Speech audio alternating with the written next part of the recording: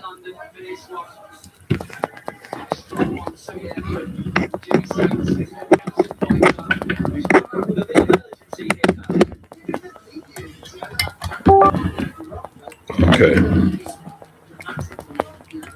We're about to embark on boxing talk. A zone where every few times as the mysteries unravel in the squared circle for battle. One man, or maybe even female, will walk out victorious. The contest may be scored even, a draw. By the end of 12 rounds, the fans will walk away happy if they see a war. The metaphor runs from my brain to the jaw, and even other places, despite the tribal crustaceans of ethnicities and races. Some support boxers, sycophants. Mhm. Indeed.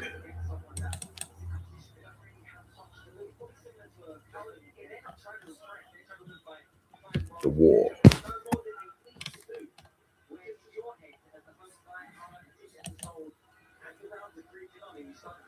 We are here watching boxing because that's what we do. Hope everyone is having a great evening. Hope you are entertained by today's pugilism for boxing. That is a euphemism. All right, enough clowning around. Jimmy Sains enters the fourth round with Cowling for the English title at 160. Oh.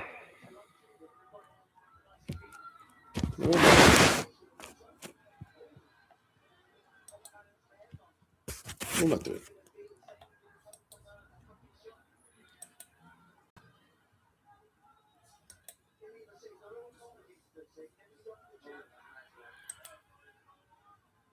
Ah.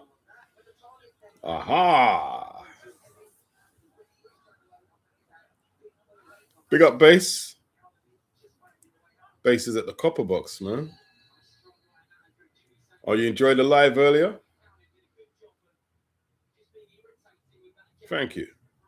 Big up October Red. Yeah. You have to do one with you on Fight Fan Live as well, you know. You know what I mean? That'll come soon. A couple of them still, you know. It's getting a bit boring on my channel, just me. So no, I always say I'm gonna do more collaborations. I never get around to doing it. Never get around to doing it. I've got an excuse though. I blame my age on everything. All my shortcomings these days, I just blame it on my age. If I was a younger channel, I'd be way more productive. I blame everything on my age, which is bullshit, really. But that's where we're going with it. Big up Chrissy G. Yeah, big up yourself. And big up Tone. Big up, big up, big up, big up. Yeah, let's get a special cracking soon, Bass. Yeah, let's get a special cracking. Indeed.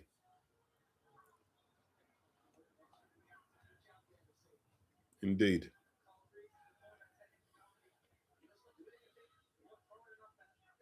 All right.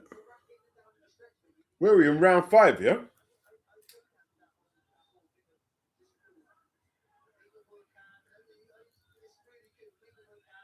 Now what I need is a feed of this. Where am I?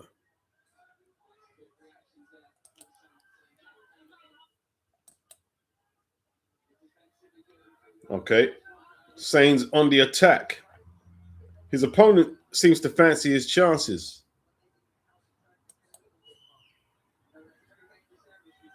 Trying to use his reflexes, opponents, but he's getting busted up a little. Getting busted up a little. That jab's getting through.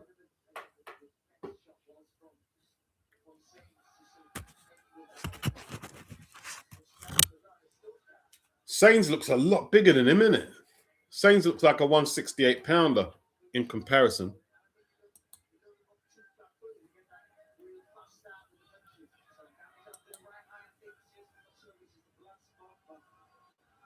Damage under whose eye? Good shot from Cowling.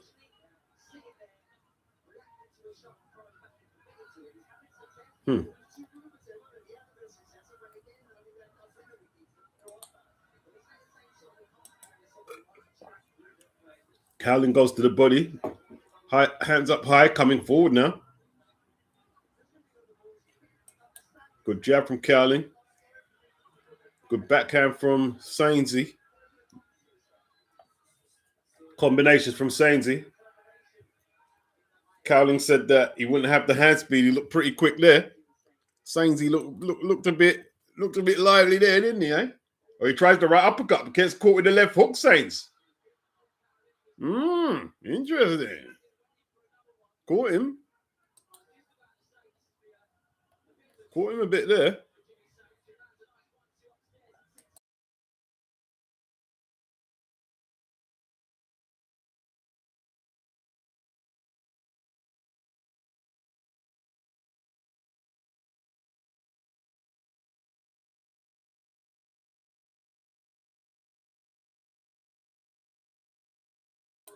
Yes, people. Yes.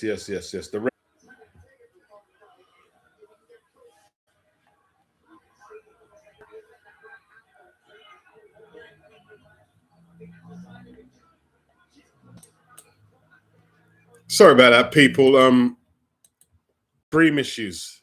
It always does that. I don't know if anyone saw the 6th round. Did you see the robbery? The referee stopped Cowling from punching up Sames when he was in trouble. He stopped him.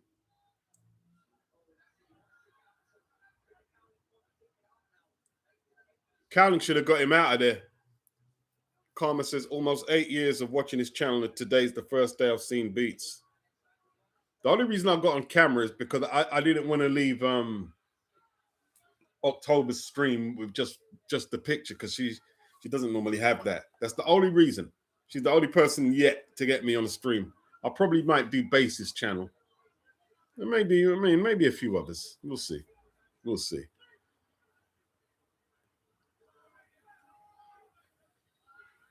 I always figure people. Oh, Saints coming back. Saints coming back a little.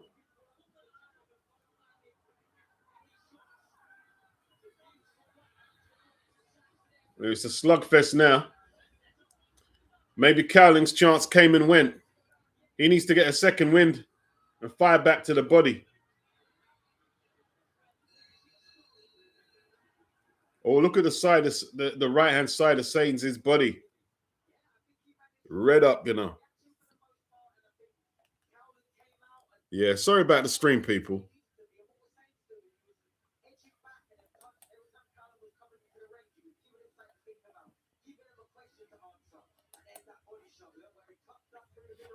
She the straggler. No, I'm not having her, but you don't want to pick her up and start bagging her. What you trying to do? I love that song, man. What was it called with Nori? What's it called again? It's not Super Thug. It's what's that song Neptunes did for him? It's a bad song, man.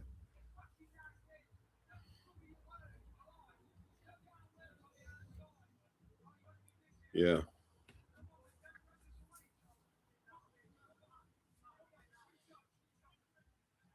All right.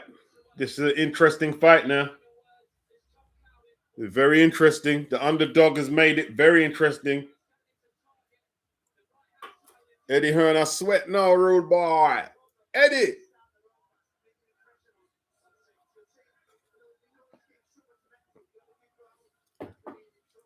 Saints trying to reestablish dominance. Cowling flicks the jab. Looking to spring off that back foot. Needs to get back to that body, man. That's where it is. That left hook to the body.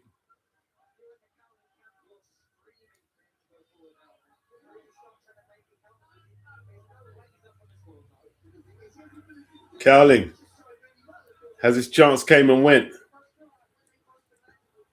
Hey, listen, I didn't think Sainz beat Ozasi last time out. I didn't think he beat him. You know what I mean? So I think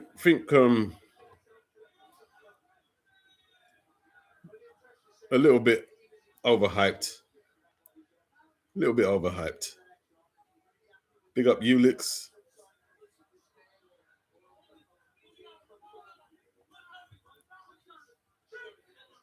Oh, the debut. I used to go live a long time back. In fact, you know something? If you fish around the internet, I'm on a lot of streams. Like I'm actually on a lot of streams. If you fish around the internet, you find a lot. You find a few pictures of me and a few instances of me live. You know what I'm saying?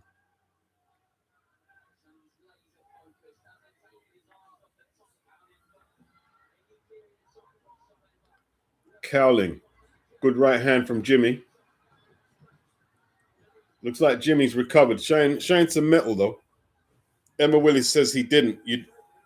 Who did you have winning? Derek Ozasi or Jimmy, Emma? Cowling lands some big shots again. The underdog lands a big right hand. Shane's looked very physically strong. You see, he's big, isn't he? But like the way he buckled into the ropes after he took that shot.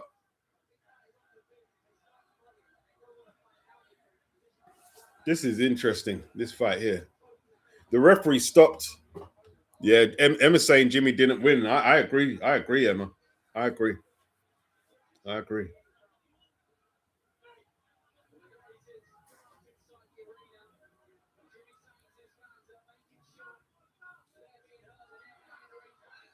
I ain't coming on camera now, though. I'll tell you that now. You know what I mean? Because I'm snacking, slopping out. I'm not doing that now. No, no, no, no, no, no. No. No.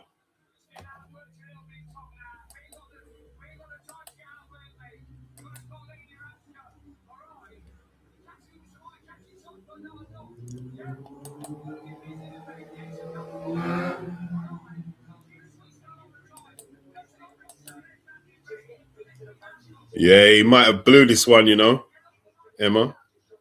He had a good chance of stopping the favorite there. He might have blew it. Sometimes it's confidence, you know, Emma. You know, like you put somebody in a position. Well, no, he put himself in a position. But sometimes you got to have that belief that you belong there. Because to me, he looked like he had the ability to get him out of there. But Sainz is still there.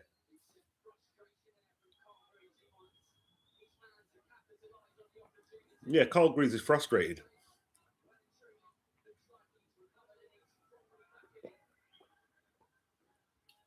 Ninth round, 12th rounder.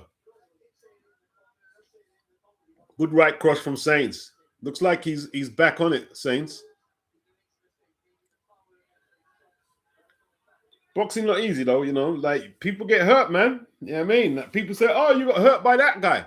Punches don't look at your ranking or your standing or your underdog status. They just hit you and bang you in the body and bang you to the head.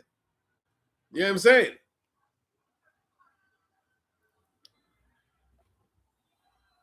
It's a decent fight though. Cowling's fit though, isn't he? Like Cowling trained for this. He's still there. Never heard of him before. Not a bad effort by Cowling, regardless of how it goes. Sainsy double jab to the torso. Not productive enough for me, Sainsy. But he has to be a little cautious. Bit wild from Sainz. Trying to build up that jab.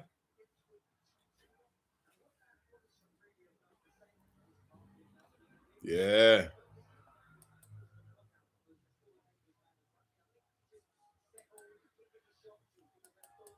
Don't forget to hit the like, people. Always appreciated. Good shot from Sainsy. But hey, Cowling eating them, bro. Cowling still got that bounce in his foot. His feet, I should say. And he's just took a heavy shot. Something wrong with Saints' left leg, isn't it? It's not. It's a bit cumbersome, isn't it? The way he leans onto his left leg. There's he got caught with that left hook.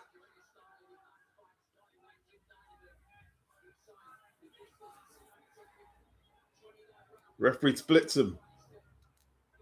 Good jab from Cowling. Doubles up. Combination from Saints. Doubles up his jab. Good defense by Cowling. Cowling methodical. Giving Staines all the issues we weren't expecting, I have to say. Bruce Gass in the building. What's up, Bruce? How you doing, Bruce? You good? I have to prepare a quiz. I have to prepare a quiz for you guys. I'm going to have to do that. Not now, obviously. I'm watching the boxing. And I've got a few videos to tidy up.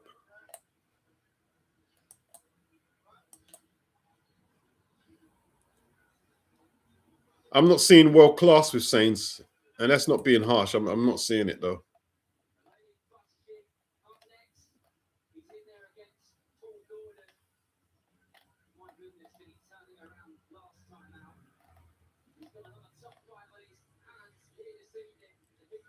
All right, I thought it was Lenny Buttergy.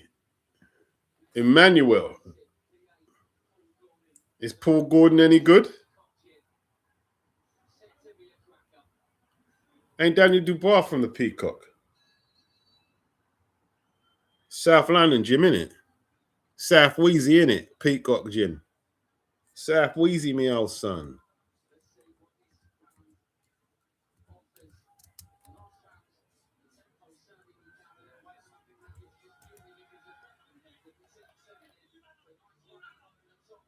Nice East London. What am I talking about? I don't even know my own capital, you know. East London gym.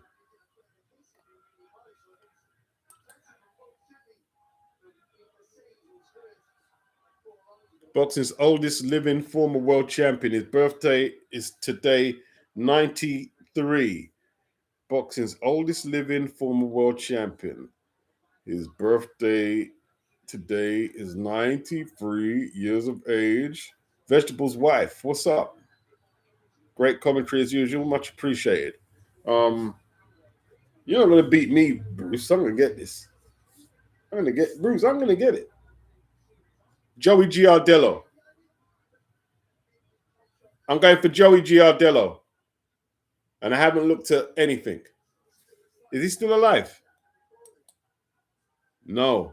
I can't get it then. Who is it, Bruce? 93. I wonder who it is.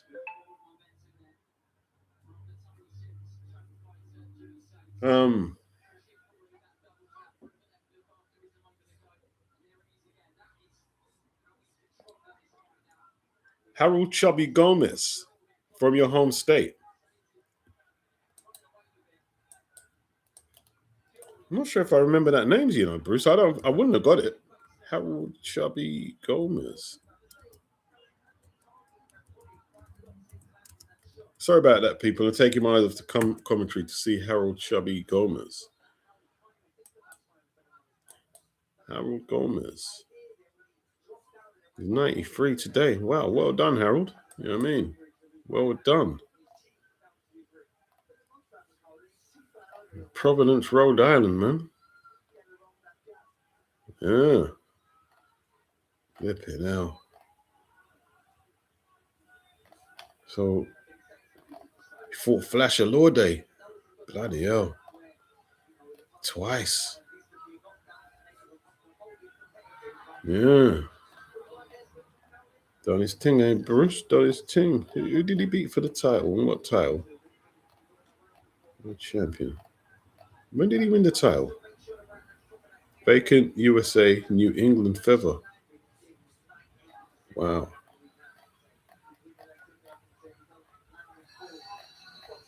Who did he beat for the title? Who did he beat? Who did he beat?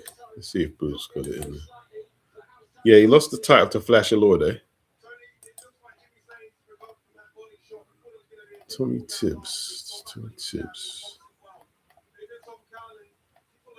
What title did he win?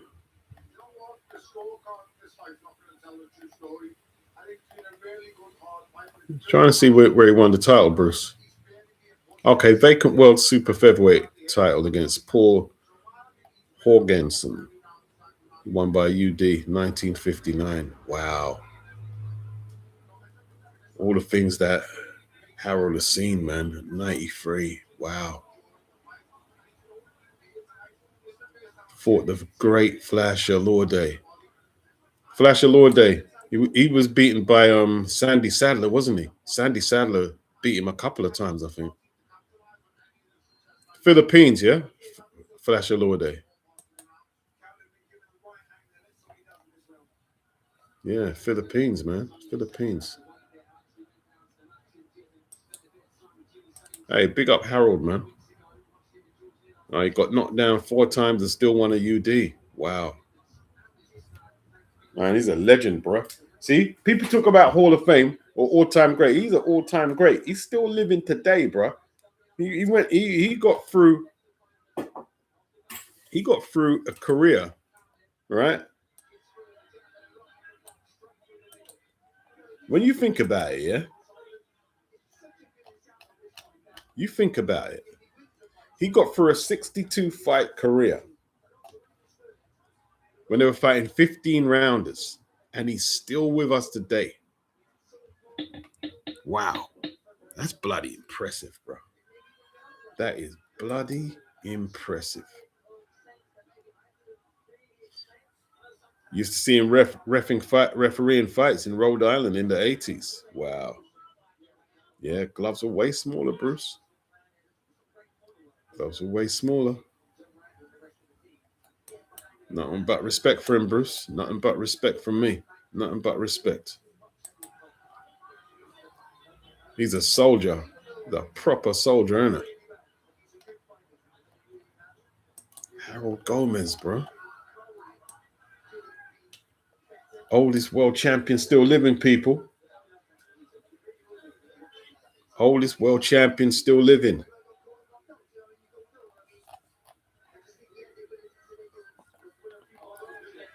World super featherweight title, you know.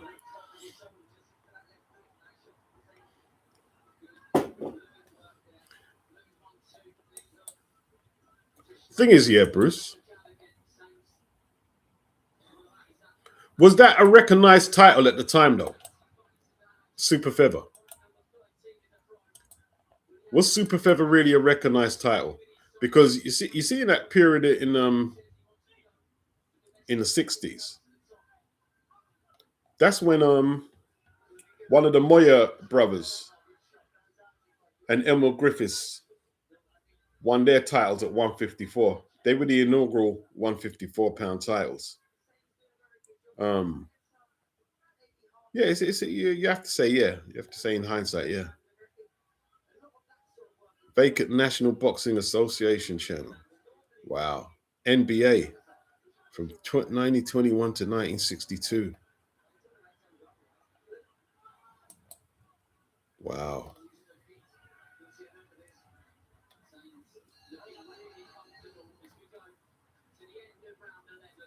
So how comes they're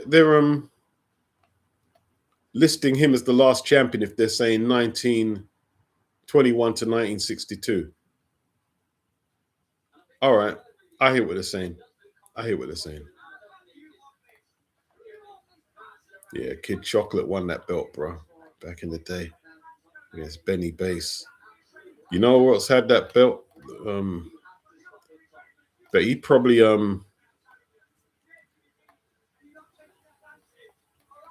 he might have had the New York State Athletic Commission. It's Tony Canzoneri. Did he win a world super featherweight title as well? He definitely won a 140-pound title. That's another junior title.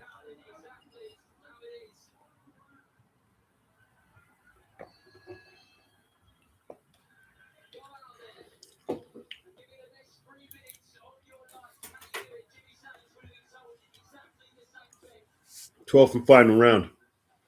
I still ain't forgot what the referee did when he stopped Cowling from punching. I still ain't forgot that.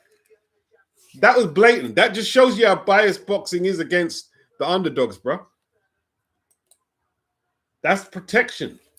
You stopped him from punching. Sainz trying to triple up his jab, set up the power shots. Yeah, the National Boxing Association became the WBA.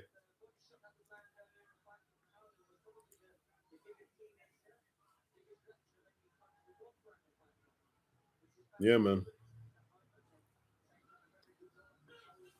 Yeah, man. People don't want to see my old ass on camera, bro. I'm not one of them. You know what I mean? That's why you're not seeing me on camera now, bro. I'm slopping out. I'm gonna eat some food soon. I'm gonna have some food. Lounging around on a sofa, chilling. Oh, Sainz comes back. Took a hard shot. Sainz is a disaster waiting to happen, man.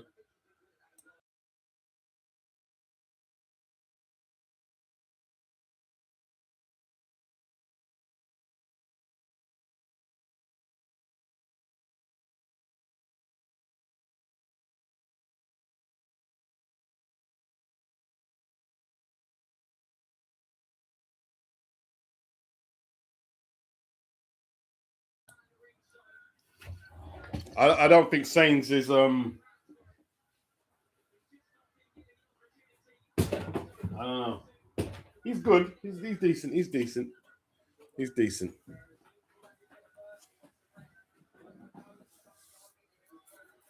He's decent. Harold Gomez. I'm going to put him in my database, though. I'm definitely putting him in my database to collect some information on him. Can I do that now? Have I got my Fire Stick? No, I ain't got them. Not my Fire Stick, my USB. All right, Sainz is putting it on him a little now.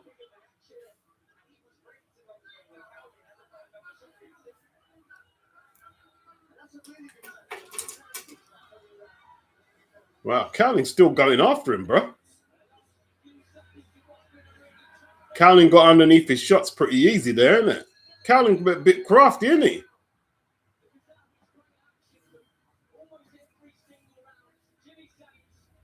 Cowling got underneath his shots, man.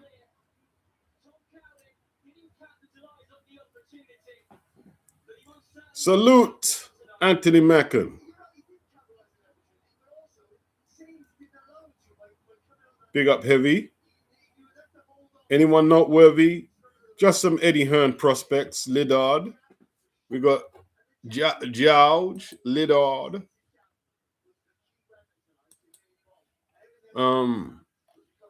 He's contesting the vacant EBU title. He's already got the British and Commonwealth. So he's looking for the full set of traditional belts, traditional root belts. You know what I mean? His opponent is 26-1. Only 4 inside the distance.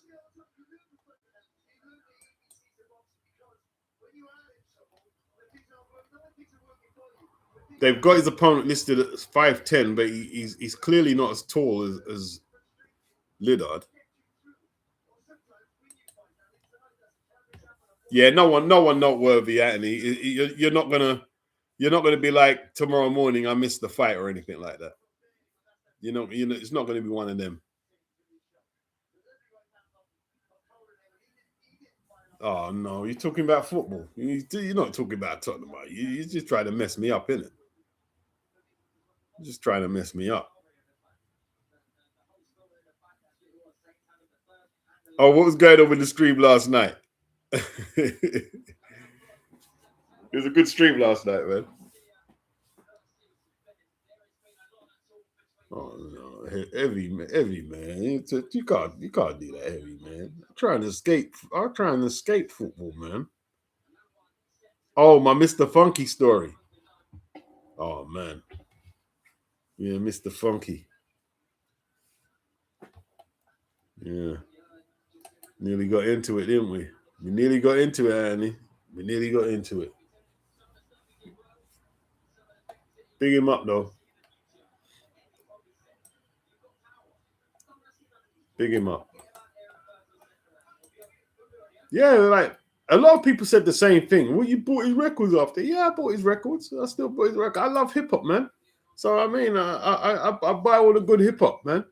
So you make it. I mean, listen, if it got serious, then that might have been different. But you know what I mean. You see, at that stage in my life, man, if I get into something like that and he hasn't said anything too disrespectful to me, I haven't got no hands put on me, bro, you brush that off, man. You brush that off. You mean brush that off as a you. I'll take them ones to heart as a you. You know what I'm saying? It's a brush off job. It's a brush off. Brush it off. Oh, no. They've got Flash Alorde, Su Kang. I was looking to see if they had any Harold Gomez, but no, they haven't. No Harold Gomez, unfortunately. Seeing if they any footage of his fights.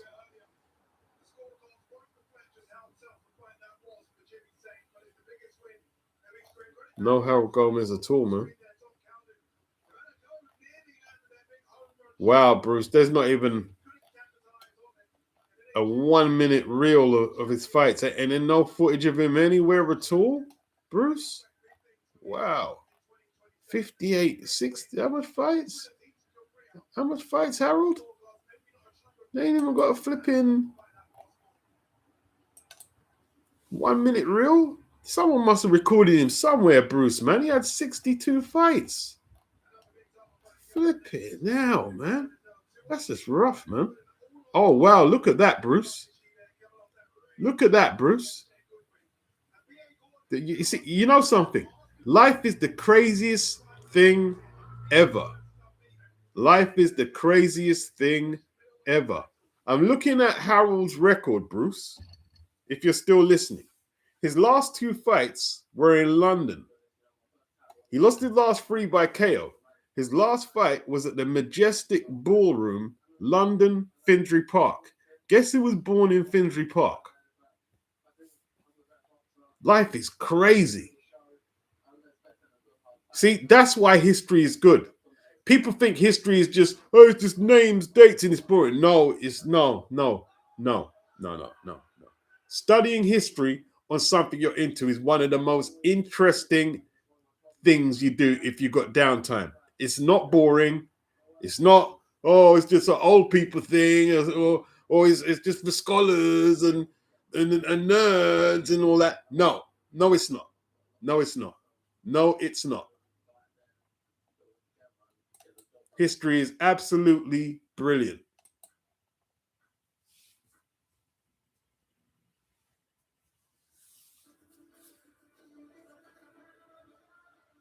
Wayne Fitness literally thinking to go to bed and set an alarm for TO5. That's mad, Bruce. He fought in flipping Finsbury Park, where I was born. He fought, his last fight was in Finsbury Park. That's where I was born, man. That's where I was born. You know what else used to happen in Finsbury Park, Bruce?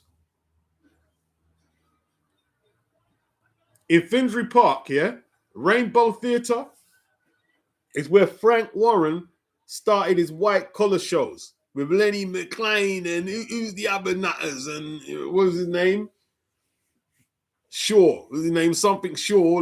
Yeah. That's where he started his white collar, or what would we used to call it again? Oh, he lives less than 20 miles from you, just down the road. What do we call it again? Before white collar boxing, what do you used to call it? Unlicensed boxing. Yeah. Yeah. Rainbow Theatre. Yeah, that's it, Anthony. Unlicensed. Wow. History. That's why I do history, because I know when I do history, I'm going to find something that's going to blow my head up. You know what I'm saying? That's why I always, you know, my favorite person on BBC, the only person they have worth paying the license is Lucy Worsley. And that's because like, I don't read as much as I should. But I watch Lucy Worsley. Yeah. And I learned such great things on a myriad of different topics. Brilliant. Anthony said history is your strongest topic, Beats. Yeah, I love history, man. I love the history.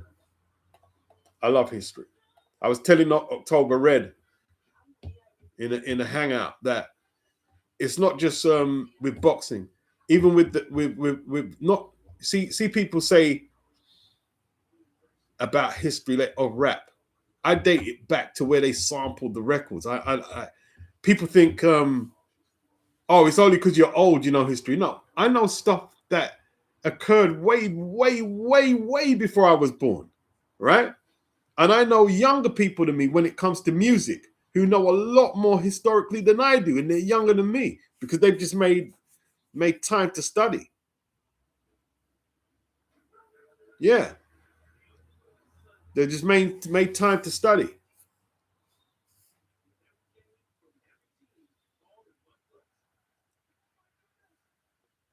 Find out for yourself, Muhammad. Don't ask uneducated questions, Muhammad. Yeah? Don't do that. Go find out for yourself what there's to like about it. Don't ask uneducated questions.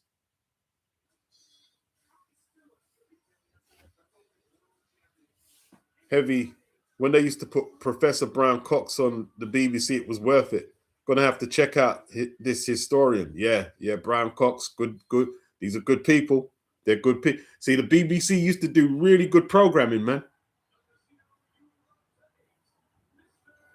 I'm telling you, you learn so much things that can enhance your life today.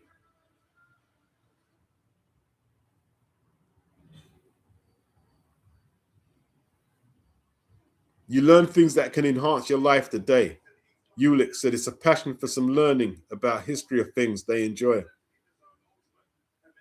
Anthony said, I enjoy your historical videos. They put a light on British life, especially the ones with the group of brothers who boxed. Their dad was from the Caribbean. I think they were Welsh. I know who you're talking about. I forgot his name now. He fought Randolph Turpin. If I put Randolph Turpin in, I'll find it. I'll find who it is. It's Buxton, Alex Buxton. I don't even need to. Alex Buxton, and that, but the Buxton bro, it was enough of the brothers in it. Yeah, Alex Buxton. Yeah. Former British champion. Yeah, see him there. Wow.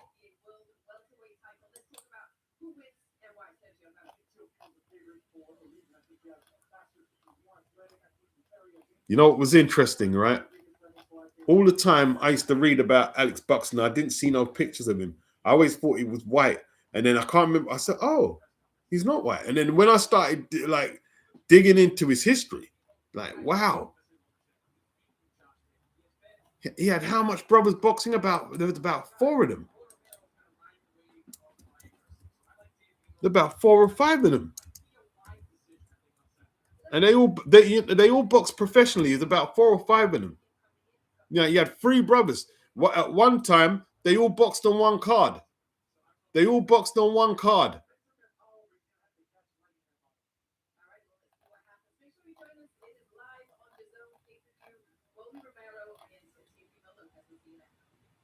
Watford boy, like AJ.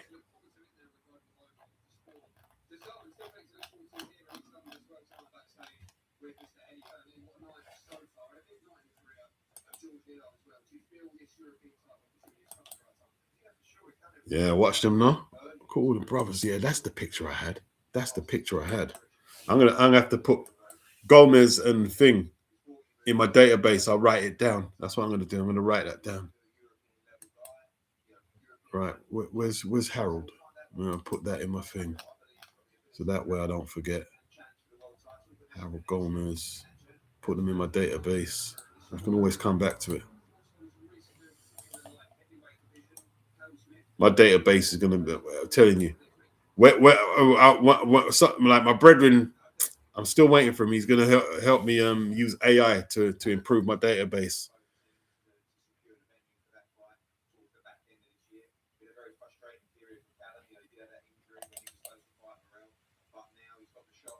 Wow.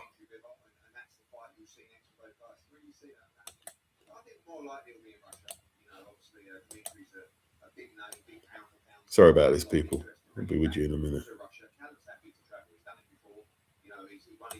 What, they're sending Callum Smith to Russia to fight Bivol, yeah?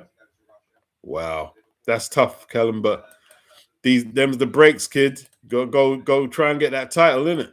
Go try and get that title. I don't think nobody gives him much of a chance. Anyone give Callum a chance against Bivol? You're on your jacks, mate. You're on your jacks.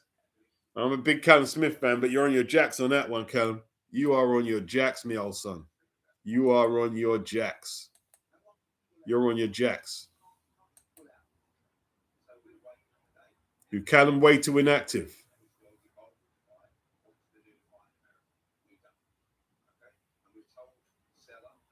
He's a bit.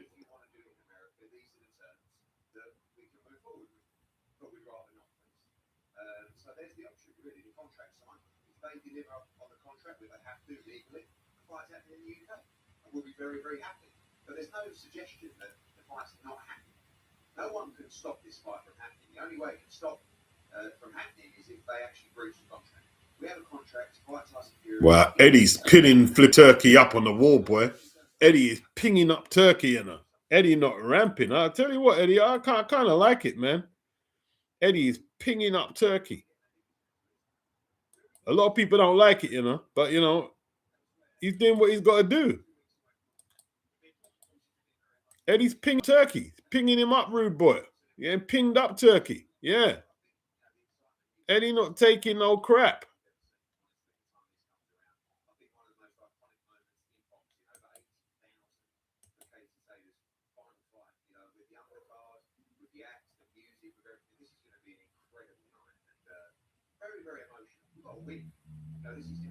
Yeah, Boatsi was his last fight. Not think. Ulix, it was his last fight, and it seems like an eternity ago. When was that? About 2024. I'm sure it was about 2024.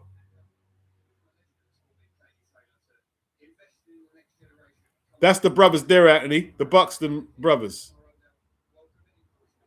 That's the brothers there going for their run.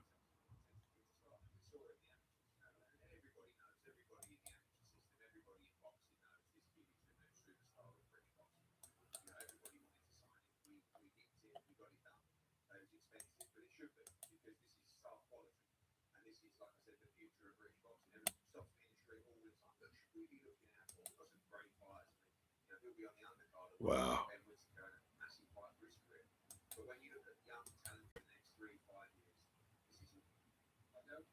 It's my man, Harold Gomez, Anthony. Like Bruce Gaff was telling me, he's 93 years of age. 93, the oldest living world champion on the earth. I mean, that's serious, bro. That is serious.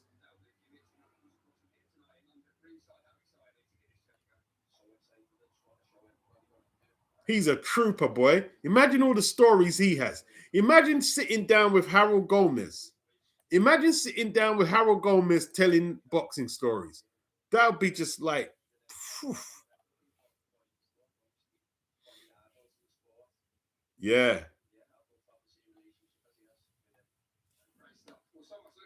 Wow.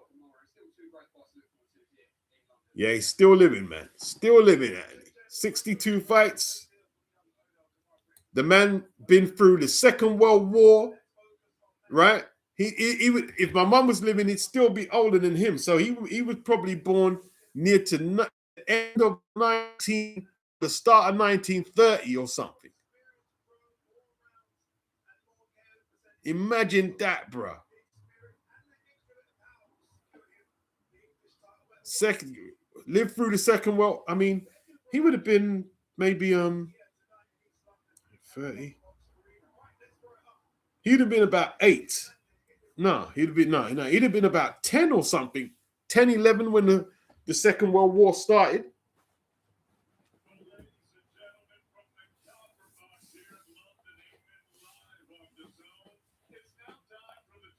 He must have some stories, bro. He must have some stories. My gran lived till 97, you know. My gran lived until 97.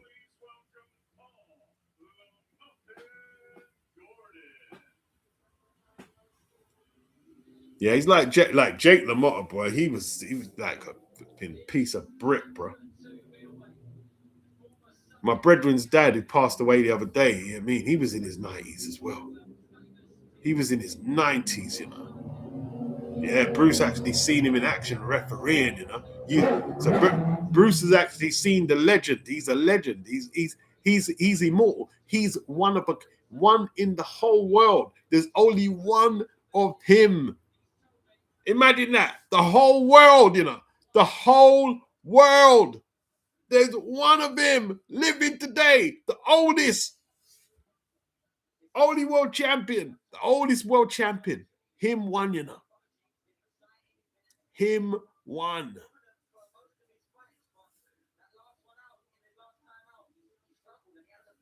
That's deep, bro.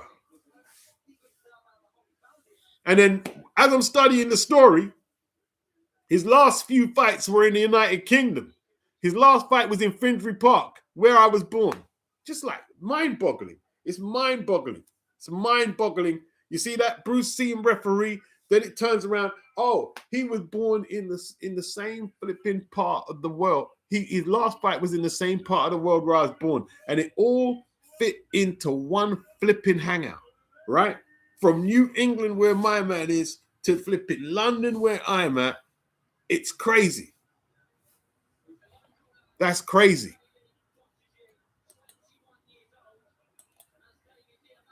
Crazy, bro. Big him up, man.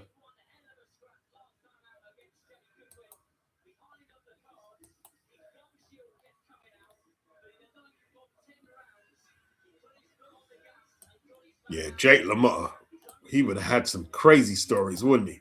Imagine like sitting down with Jake LaMotta and he was just doing some storytelling.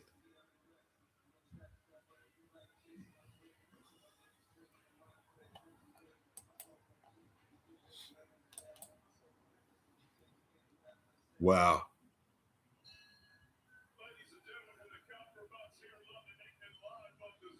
And it's funny, isn't it? Like Anthony, right? You see, you've got the Buxton brothers, yeah? Like Turpin knocked out, I think he did knock out Alex, yeah? Right? There's 4 of them. But if you look at the Turpin brothers, another like set of black / mixed race boxing brothers, there was Leo Turpin, there was Dick Turpin and Randolph. There was 3 of them as well. There was 3 of them.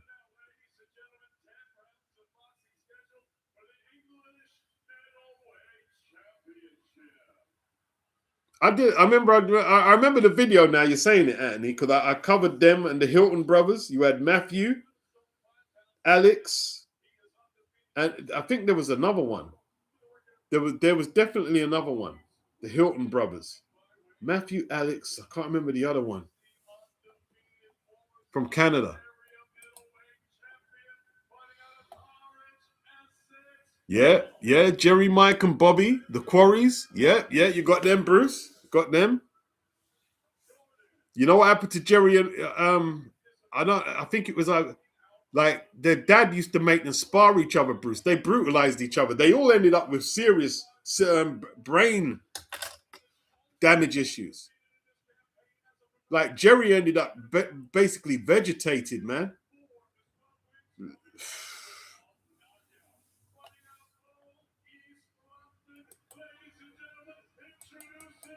Hard times, man. See, earlier I was talking about, is it Denny? I think it's either Denny or Phil Moyer. The Moyer brothers and Emil Griffiths. They were the first two in the 60s to win 154-pound titles. And you see the Denny brothers, their dad, I say, forced them in the ring. And they were successful. Yeah? One became a world champion, but they both ended up with dementia. Yeah? You see him in the care home. There's a video where they're in the care home. And their dad, you know, right, what can you say, man?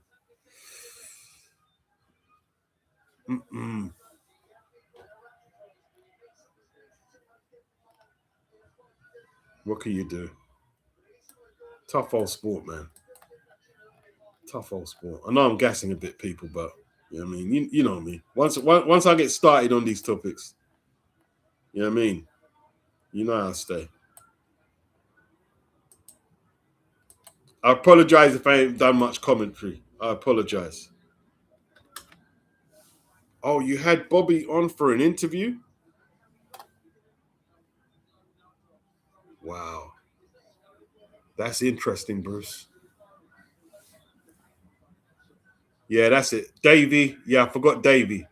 Davey, Matthew, and Alex, the Hilton brothers from Canada.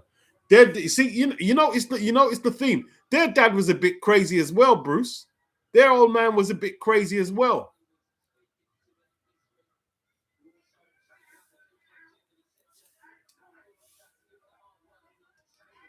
Matthew, remember when Matthew knocked out Wilfred Benitez? That was horrible. Was it the left hook? Oh my gosh. I never forget that, bro. My brethren gave me the tape. And I remember watching, I was like, oh wow, look what he done to him, man. That must have caused some serious head traumas he went from.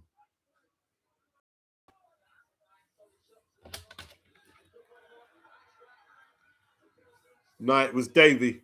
No, it was definitely Davey. Well, it's the same thing, isn't it? Davey. It was Davey Hilton. That left hook that Hilton put on Wilfred Benitez was like crazy, bro.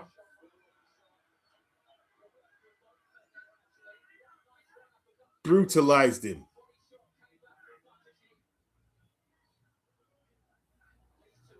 What goes around comes around, though, isn't it? In boxing, man.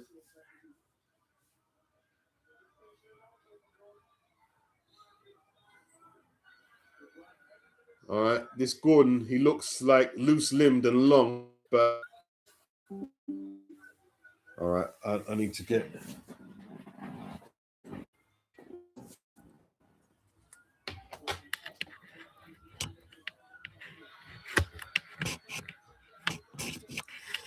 Sorry about this, people.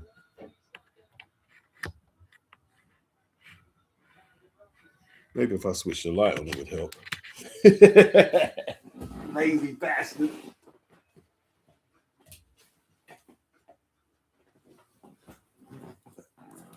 All right. See that?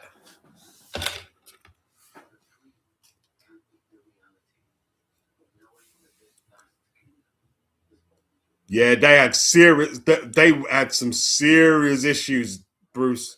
The Hilton brothers. They had some serious issues with the law after boxing, like you're saying. Yeah, they did. They did.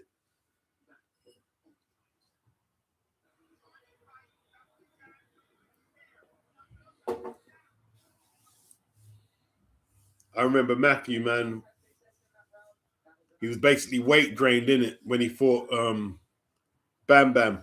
Fought Bam Bam Hines and lost the title.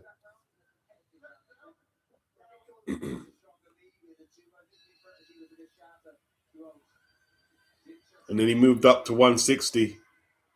Did Doug DeWitt stop him? Did Doug DeWitt stop Matthew?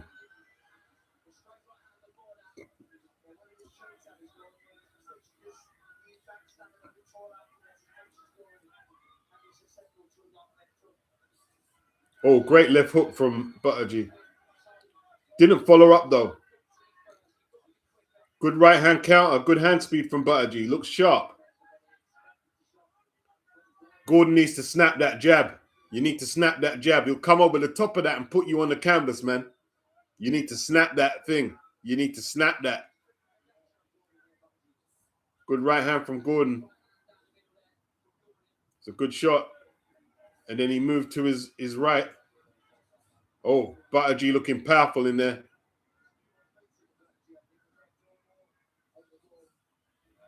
Gordon needs to keep snapping that jab. I don't think a dogfight will suit him, but Buttigieg looks a bit handy. Yeah, that was one of Doug's best performances, man. For the WBO title. That's the first belt that Ben won from Doug DeWitt.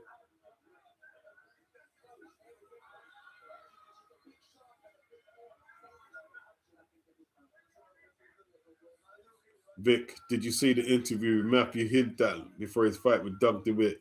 They were mates, but Matthew looked about 17. He looked so young. Matthew was groomed to be a big star because he had that exciting style with that left hook and that style. You know what I mean?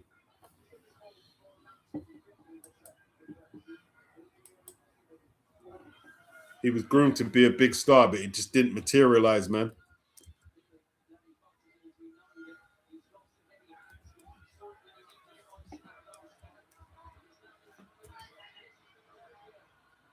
Okay, he's touching up Buttigieg, bro. He needs to use that jab like he's doing. Set everything off of that jab. Give Buttigieg a few issues, innit? Use the jab. Looked like he was working pretty well there. Yeah. Doug DeWitt, bro. Fought everyone. Fought James Toney, Nigel, Hilton. You know something, right? I used to pick up my boxing news all the time. All the magazines. And Doug DeWitt never got stopped. As flat as he got a nose job. Flattened out his nose.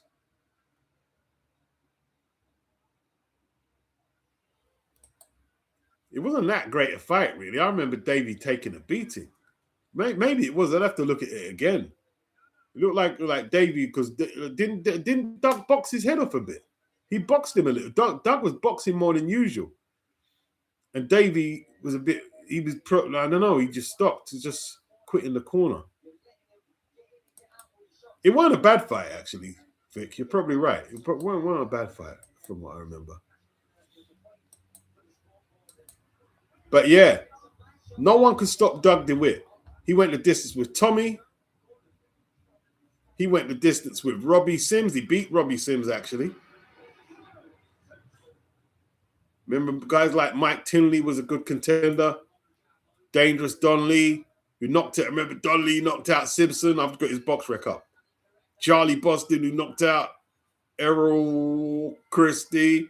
He went the distance with Milton McCrory, former welterweight champion. He took Tommy the distance. And then next fight after Tommy, I'll never forget it. The first person who knocked him out, Jose Quinones, flattened him. I said, oh, wow. And DeWitt was apparently giving him the business. And Quinones landed a shot out of the blue. I wonder if I've never seen it. You know, I remember reading about it and just being in shock that Doug DeWitt got knocked out because he was one of the most durable people. I mean, even after that, it was hard to knock him out. He beat Tony Thornton. That's a good win, man. Tony Thornton, good win. Lenny Pagila. Remember Lenny Pagila? See, Bruce knows these names. Bruce knows the Lenny Pagila. them names. Ronnie Yesset.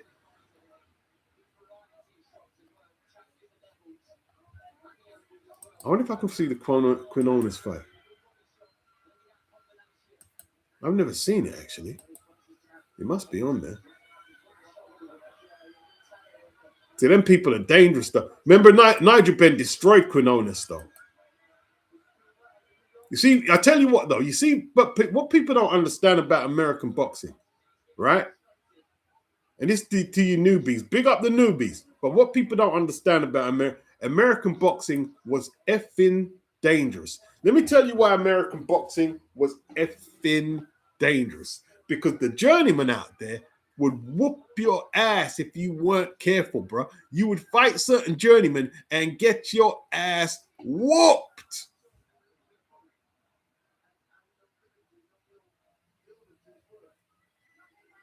Remember when Nigel Benn went over there and fought that? What was his name again? Oh, what was his name? Oh, man. I never forget. Listen, Nigel Benn fought a few journeymen in America. And that's what, these journeymen, they made Nigel Benn who he was. Because if you don't get them fights, you're never going to learn about boxing, bro. Right? I saw Nigel fight someone named Jorge Amparo. And this guy didn't have a good record. He was never stopped. And I'm watching the fight. I'm saying, this guy won't go down from anything. Nigel would hit him, bang, with shots that would knock out a rhino. And he just comes straight back. He'd just come straight back. And then Nigel fought Quinones, and he destroyed him in one round. Nigel had that run in America. For Amparo was unbelievably tough. Unbelievably tough. Then he fought Quinones, and he looked good against Quinones. Nigel destroyed him. I think it was about 3 knockdowns.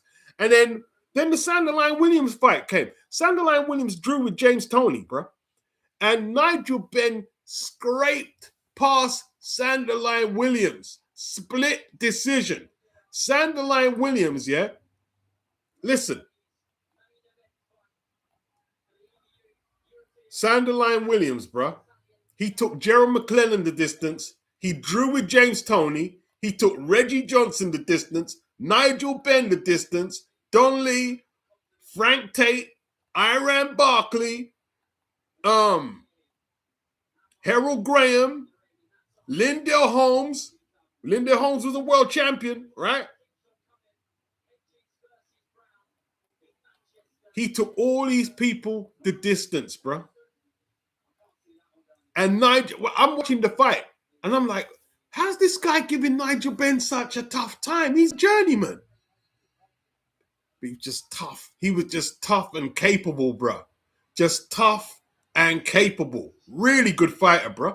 And Nigel Benn had a few fights with American journeymen, right? He had a few fights with a few American journeymen who were just tough, right? There was the other one with all the burns on his body, Lindsey Morgan.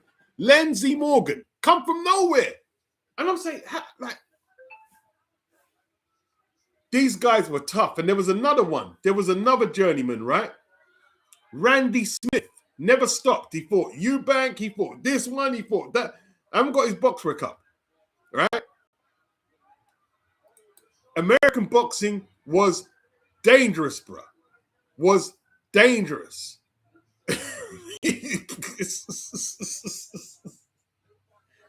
You couldn't sleep. If you were dealing with American, but you couldn't sleep on anyone because you're just likely to get your ass whooped. Yeah, Teddy Man was tough, Bruce. Yeah, Dr. Witt was hard as nails, bro. Anthony, hard as nails. A lot of wars. His nose was, I think he got his nose reconstructed when he retired. Yeah, that's what improved him, Anthony, because he went to that gym in Miami.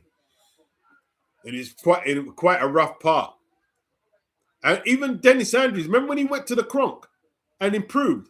I see Dennis, the next time after Dennis worked with him, I see Dennis looking polished with his jab and beat Bobby Chiz. I remember scratching my head. I said, Dennis Andrews beat Bobby Chiz. Yeah, he did. Dennis beat Bobby Chiz, bro. Yeah, Reggie Miller. That man like Reggie Miller.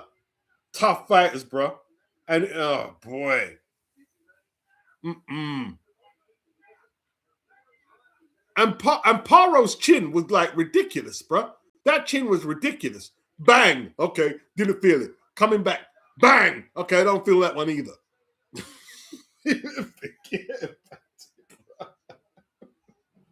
Them American gyms, fucking hell, bro. That's where you had. If you're gonna learn boxing, you had to be in the States. You had to be in the States. You know what I mean? If you're going to learn to be one of the best and you weren't training over there, then you're just not going to become one of the best because there's no way you can learn boxing like you could in that era there in America.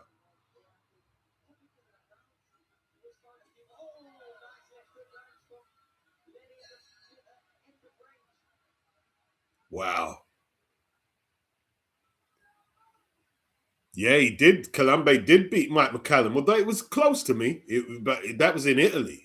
Colombe remember Colombe knocked out DeWitt with that left hook.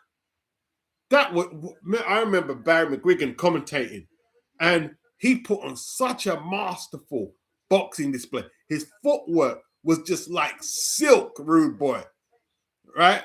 And like the combinations were like butter. And then he landed that left. I was like, wow. Colombe was just like, wow. Wow. Anthony says Eubank said that he told AJ to go to America and become anonymous and train to get better, and don't let promoters flash their cash and convince him to stay in Britain. Yes, that's what he should have done. That's what he should have done.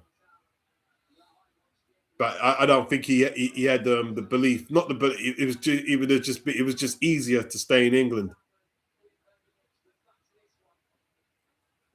It was just easier to stay in England. That's the way he saw it.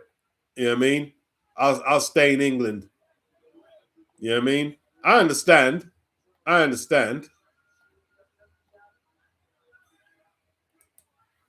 You know?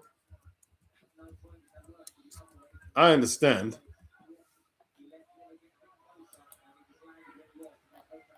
Eubank was never down with Joshua just having 16 fights or whatever it was and fighting for the title. He was always against it. He was always against it. He never liked it.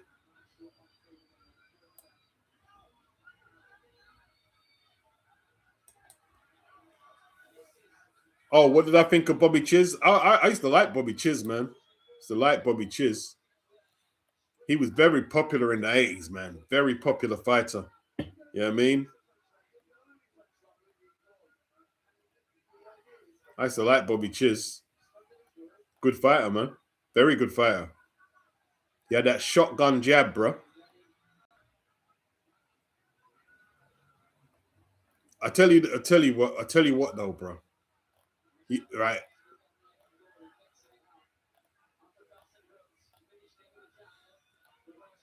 It was the two fights he had though with Prince Charles Williams, man. The first one was sick, bro.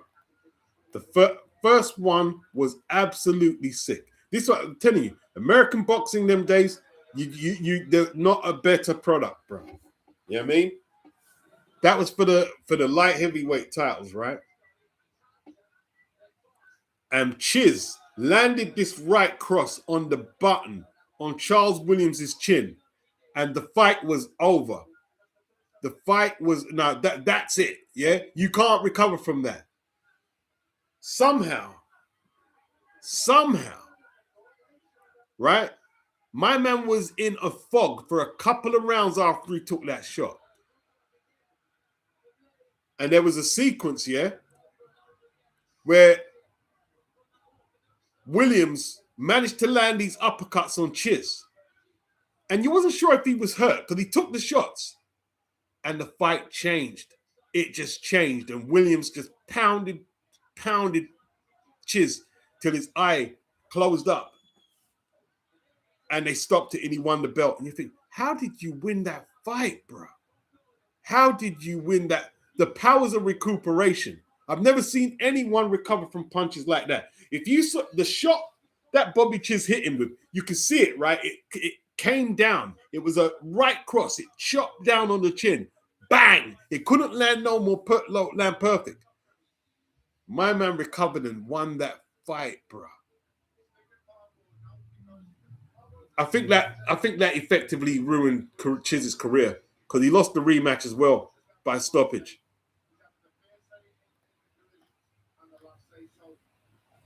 I'll never forget that. I'll never forget that, bro. What a punch that was.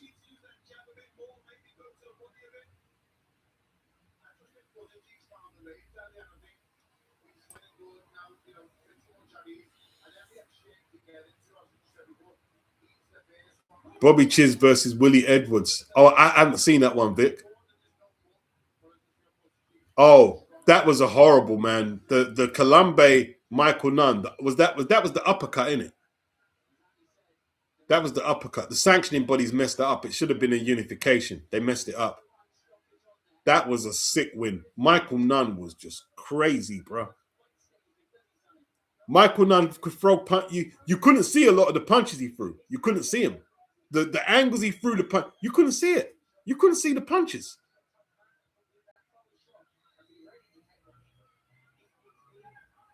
Anthony says the Sumbu Kalambe McCallum fight was shown live in Jamaica. I was a kid watching it from my recollection. Mike had an off night and Kalambe was on form that night.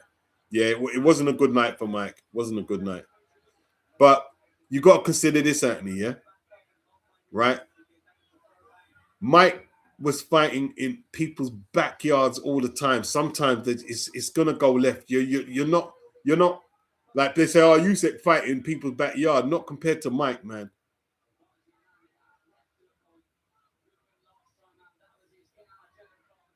Yeah, that backhand from Nunn fell on Kalambe like it came from a crane. Yeah, it was a horrible punch.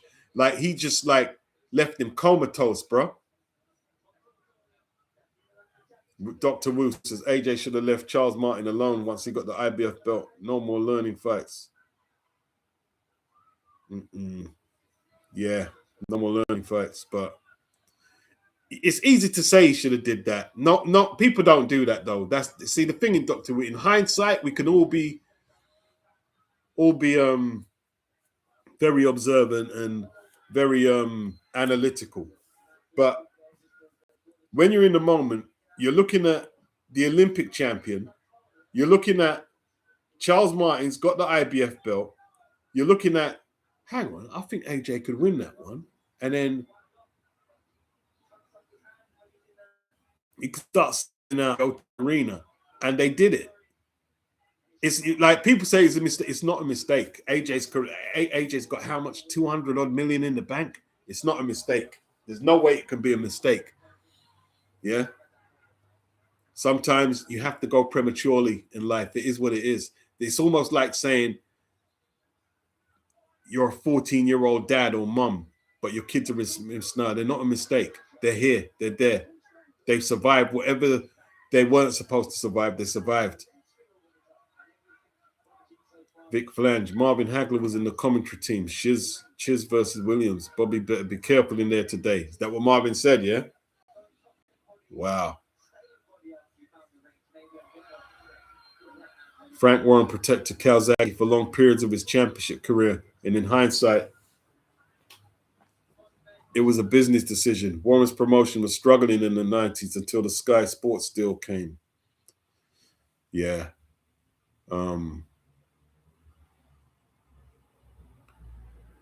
Well, you see, Calzaghe started with the cartel.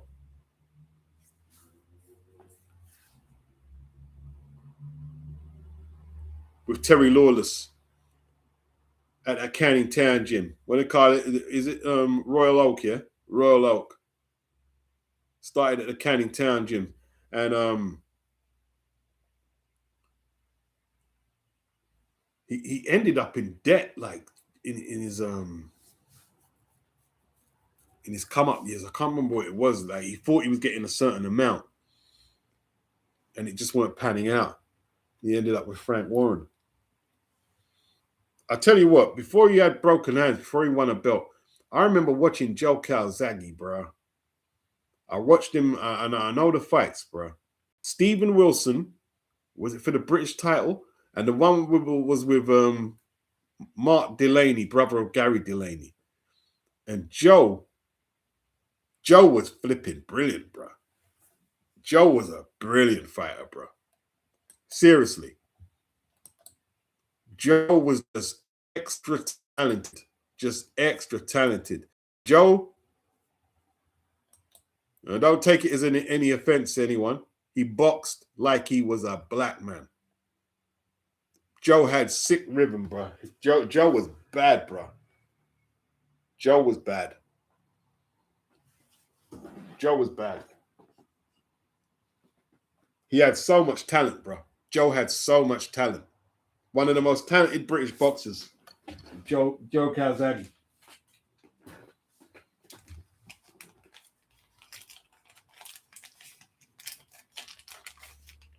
Joe was very good. Very good fighter, bro. Very good fighter.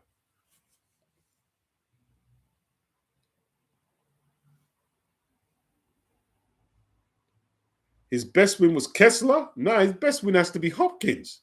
His best win has to be Hopkins, Anthony. Has to be. That's the best name he's got in his... All right, we could say the Roy he beat was a bit washed or whatever, but Hopkins has to be the one.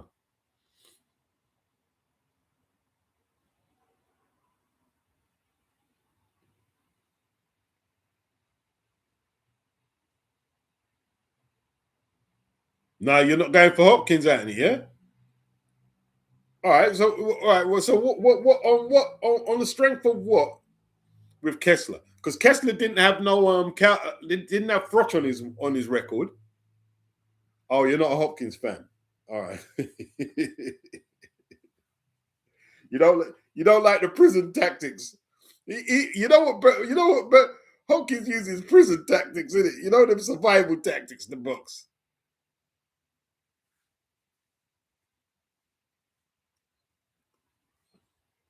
All right. He was 35 when he fought Kessler. That was a big fight, man. Was that for undisputed at 168? That was a big fight. I think that was at the Millennium, weren't it, Anthony? That was at the Millennium. Big fights, man. Big fights. Big fights. Dr. Wu, Witter would have beaten Hatton. We'll never know. We'll never know. We'll never know. We'll never know. Dr. Wu, Doc. Calzaghe was deceptively strong. He was, because Kessler thought he was going to bully Joe, and Joe didn't get bullied. He didn't get bullied, bro. Joe was very good. He was deceptively strong. You know, Frank Warren tried to split him up from his dad, and like the English, your dad's not good enough to train you, but no, he stayed with his dad. I think Ricky. A lot of people say that Junior Whitten would have beat up Hatton, but Anthony says, "Yeah, we will never know." Boy, listen, I mean, you let Junior catch a couple of Ricky's hooks, like what he caught Castillo with, bro. You know what I mean? Or some of them roughhouse tactics he put on Costa Zoo. Junior Whitten ain't as good as Costa Zoo. It would have been a good fight, though. Yeah, I agree with Tone. Right? You know what? Right? I remember when everyone was giving Junior Witter credit because he went the distance with Zab Judah. I said, so is that what we're doing in Britain? We're giving him credit because he went the distance. Did he give him a tough fight? Yeah, he did have stinkers. He did have stinkers. Yes, he did look lackluster in a lot of his fights. He did. That's why he never became an attraction.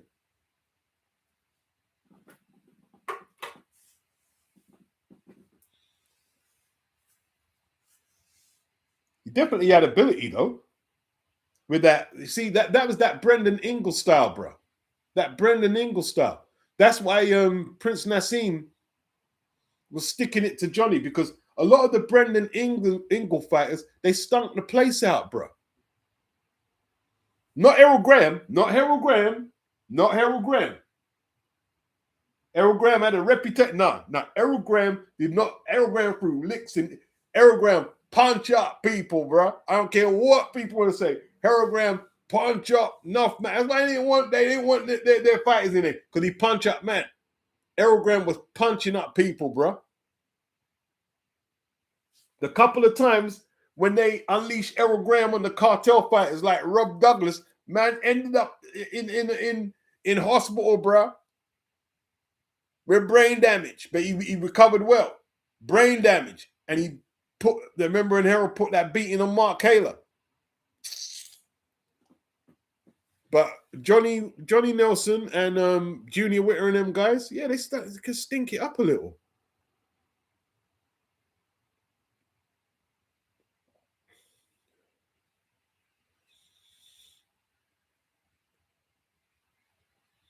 Yeah, he flopped against Judah. He did flop against Judah. And that's what I had to tell people. He flopped. It wasn't good boxing. He flopped. He flopped against Judah.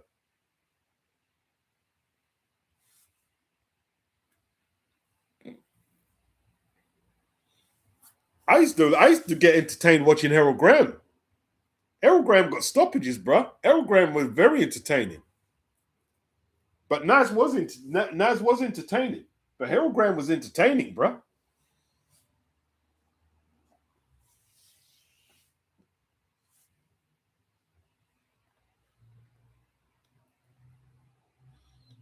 Dr. Woodok said Warren kept Hatton away from movers. Like who? Who are we saying he kept him away from? If that's the case, then he kept him away from Witter. I mean, didn't Frank promote the both of them? I've got a video on it actually somewhere.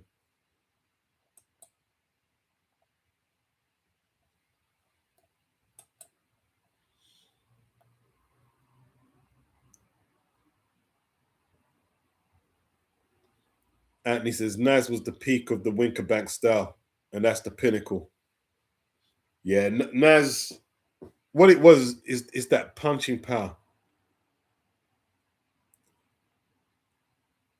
Chrissy G's enjoying this scrap. Sorry, I'm not, but I'm getting involved in the dialogue with you guys. That's what it is, man. I'll definitely be on the main event. How good is Tia May Ayton? She relies on her power, but she has it. See, the thing is, people say, "Oh, you rely on your power too much." If you can hit like some people hit, you're going to rely on your power.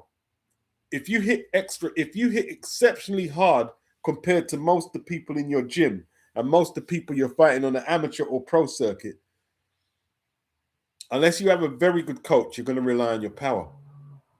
If you have it, use it. She's got a lot of power, isn't she, for a girl? She's got a lot of power. She's got very strong combinations.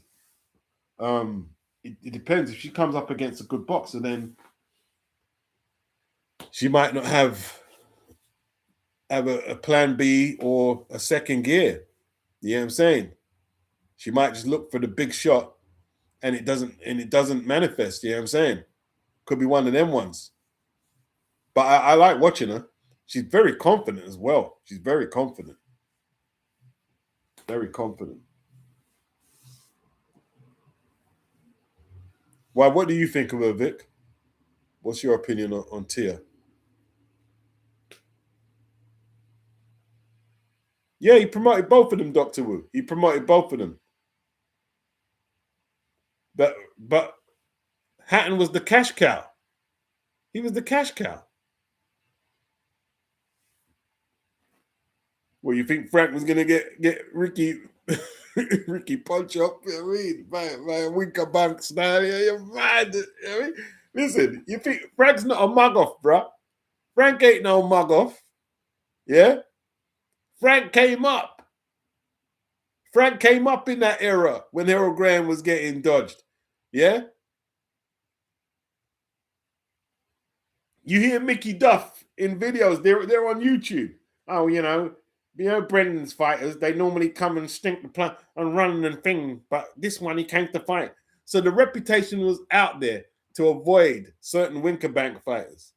So and Frank, you see the thing is, that's Frank's job. If Frank knows you don't go over there to fight fighters, Frank's not putting you in there with him, bruh. Unless you can sell out the stadium or the arena. Nah, Frank not doing it, bruh. Not putting you in there.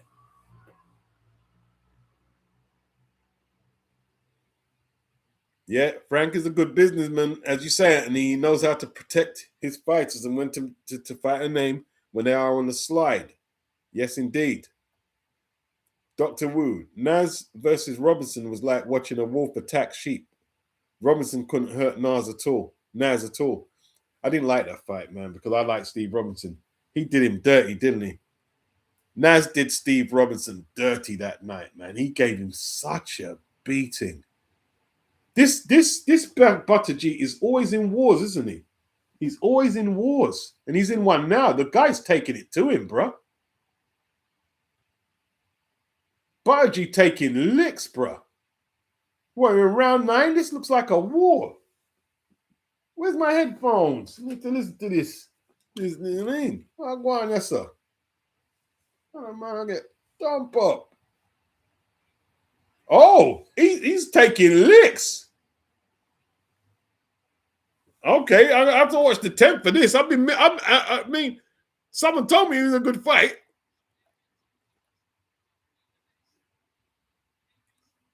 Frank said in a post-Nigel Benn interview that Harold Graham needs to come and fight for him before he can get the Benn fight, which meant never. Yeah.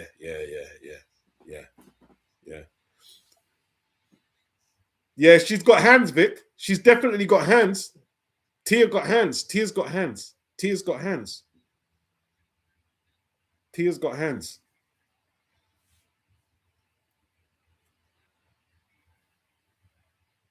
Tia's got hands.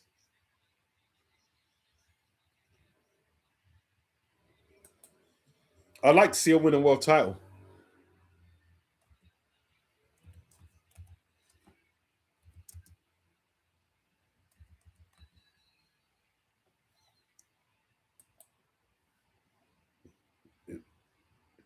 Gordon needs a stoppage, yeah. You know he needs a stoppage.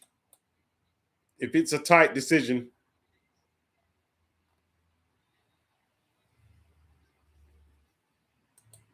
Woo!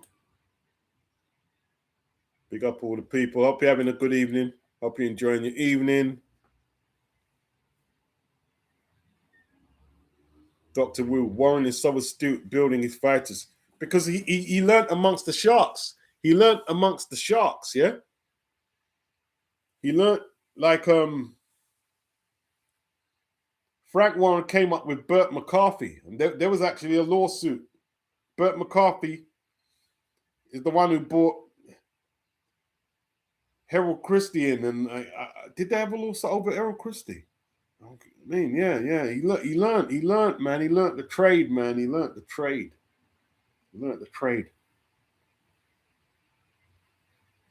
Man come from the unlicensed circuit, made the World Boxing Council. Not the World Boxing Council. It was called the National. What was it called again?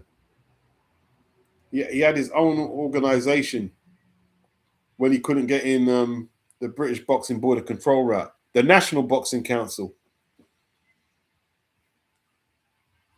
Wow, this Gordon's good, isn't it? He's tough as well, isn't it? Buttigieg boy, toe-to-toe war. Toe-to-toe war.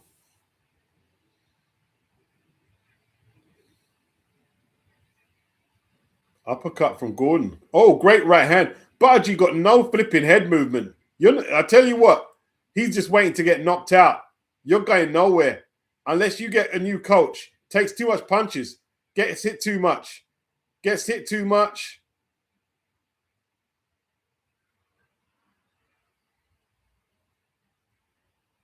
And I'm not one like, oh, you ain't got no head movement. A good shot. But you need to keep your hands up at all times. If you're not going to use your legs or upper body, you need to keep your hands up at all times. Head movement's difficult.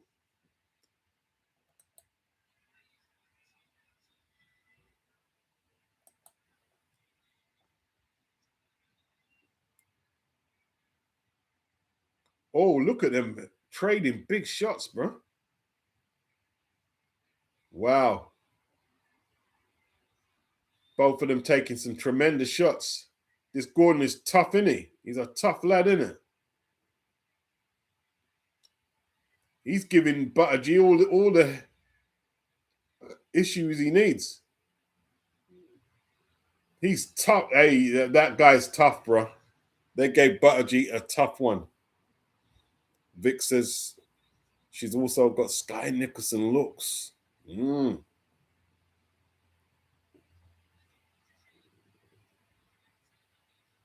Wow.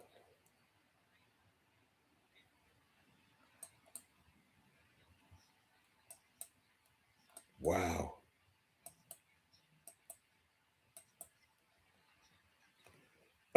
It would have probably been more it would have probably been more Barry Hearn who got one over Don King, Tone, because if it wasn't scored a draw, there was a decisive winner.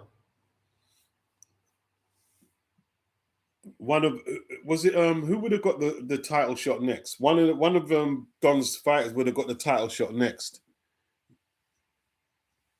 I can't remember who it was, but the odds the odds went against Don, and it was a draw.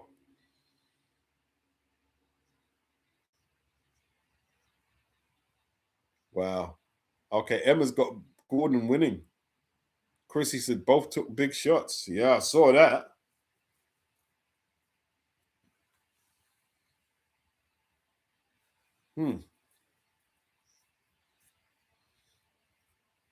Yeah, there was no clause in the contract saying that if it was a draw, that he had to fight Michael Nunn. That's the guy, Michael Nunn. That's the one, Anthony.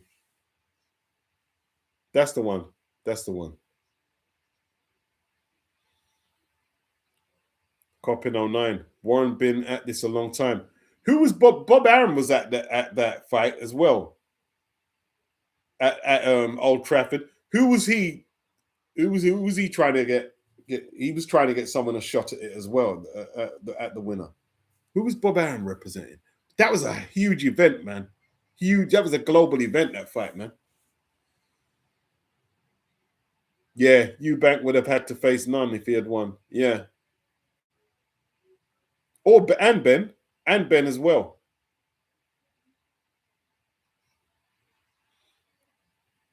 Or was it just for because Nigel had the WBC belt. Was it just for the WBC belt? Yeah, I am showing the fight. I'm showing the fight right now. You can't see it. I can see it.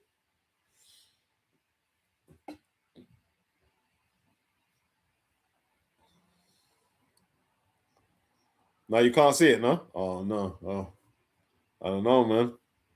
I don't know, bro. Just the black screen, yeah. One of them ones in it, mate.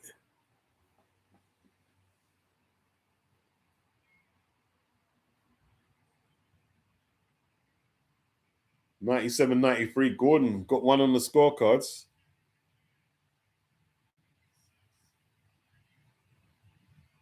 96, 94. Butter G. They're going to score this one a draw. Score it a draw, let them fight again, man. Yeah, it's a draw. It's a draw. Yeah. Okay, at least the outsider got something. Run it again, Eddie. Yeah, the winner would have to face Michael Nunn. That's the one. Yeah.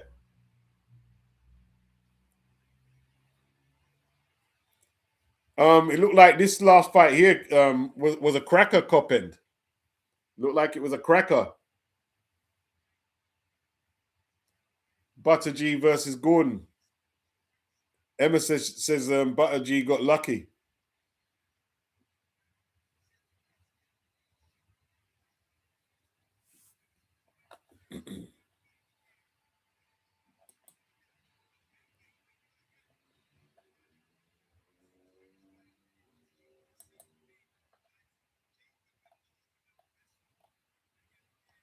Yeah, man.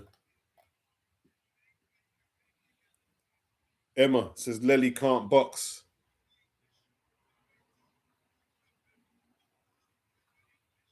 He needs a lot of work. He needs a whole load of work. Chrissy didn't score, but he said it looked close. Looked like a slugfest, bro.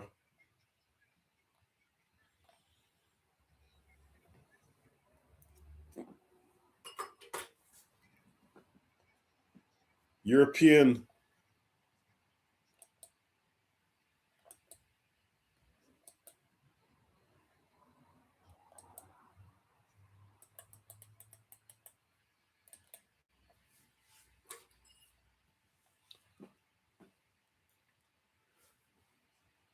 Y'all act like you never seen a white person before. Jaws on the floor like Pam, like Tommy, just burst in the door, started whooping her ass. Worse than before, they was first divorced, throwing her over furniture. It's the return of the, oh, wait, no way, you're kidding. He didn't just say what I think he did he? And Dr. Dre said, nothing, you idiots. Dr. Dre is dead. He's locked in my basement. Feminist women love Eminem and chicka, Slim Shady. I'm sick of him. Look at him walking around, grabbing this dude, know what, flipping the you know who. Yeah, he's so cute though. Yeah, I probably got a couple of screws up in my head loose, but it's no worse than going on in your parents' bedroom. Sometimes I want to get on TV and get loose, but I can't. But it's cool for Don Green to dump a head moose. Your bum is on my lips. Your bum is on my lips. And if I'm lucky, you might just give it a kiss. And that's the message that we deliver to little kids and expect to them know what a woman's clitoris is. Of course, they're going to know what intercourse is by they hit the fourth grade. They got the Discovery Channel, don't they? We ain't nothing but mammals. Some of us cannibals, a couple of others open people like cantaloupes. But if you conduct date animals and antelopes, there's no reason a man and another man can't elope. But if you feel like I feel, I got the antidote. Women wave your pantyhose, sing the chorus, and it goes.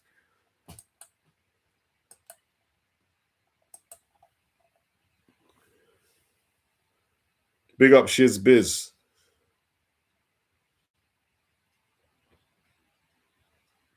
Jack tapping. What's wrong with Liddard's tash? His eyebrows look like they got thirsty and popped down for a drink. Mm-mm.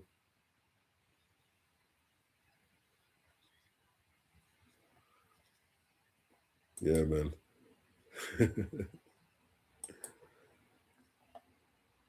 Main event coming up now.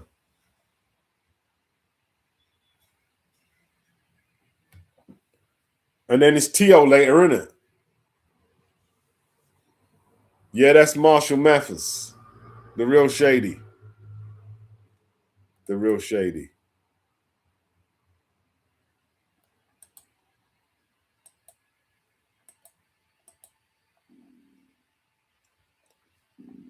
The real shady.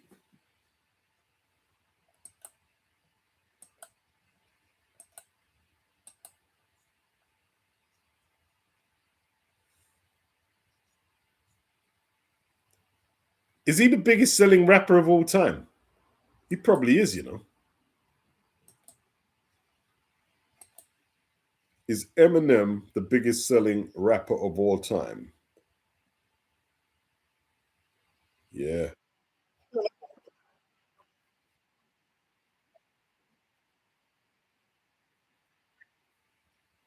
Wow. Eminem, the best selling rapper of all time, with over 220 to 227 million total records and equivalent units sold worldwide. Wow. That's crazy, man.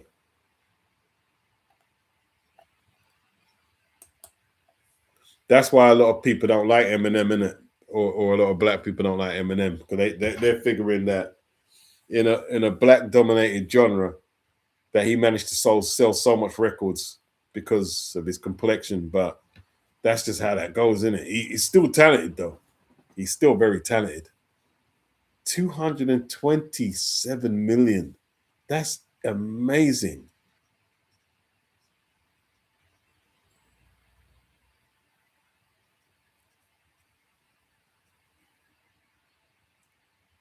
Yeah, it's definitely Eminem, Shamala. Yeah, before the streaming era. What do you make of Andre Ward saying he didn't want to fight Chad Dawson and drawing tears on it? Did he cry about it? I didn't see that copping.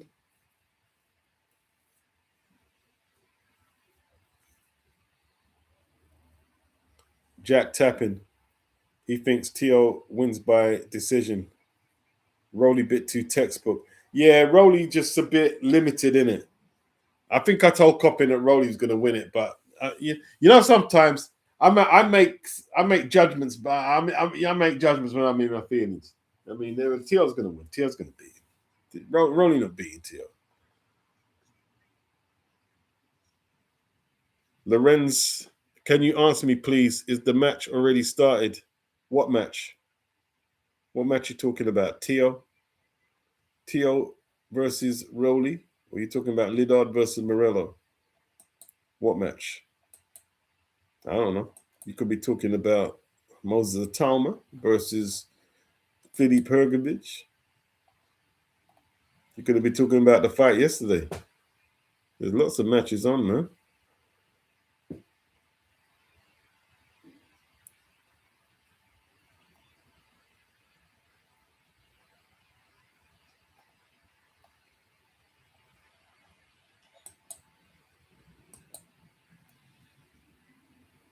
George Liddard. That's a whole load of records, though, man. US certifications, over 61.5 million albums and 160 million digital singles certified by the Recording Industry Association of America. Global rank. He ranks inside the top 10 best-selling music artists of all time across any genre, making him the only hip-hop act in that tier. Whoa.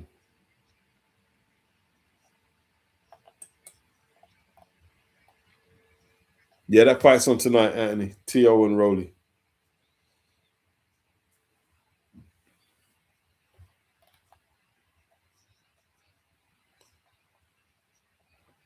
No one's going to sell that amount of records again in hip hop. Would you have thought?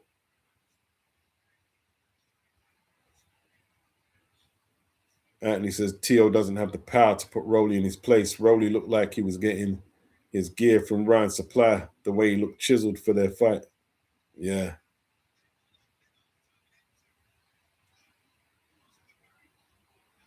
Anthony said, I think T.O. is on the slide now. It feels like a cash out. I think it's going to be a struggle, though. I think it's going to be a struggle. At Boxing Hotspur, I think Lopez will get a statement KO tonight. Nah, he's not. He's not, no. If he knocks T.O. out, I'll be shocked.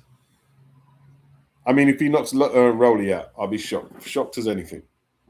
Yeah, I think it goes the distance, Jack.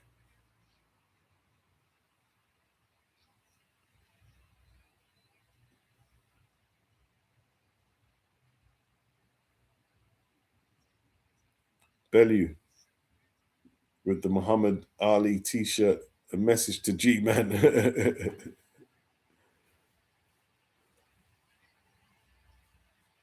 Shamila says Lopez decision.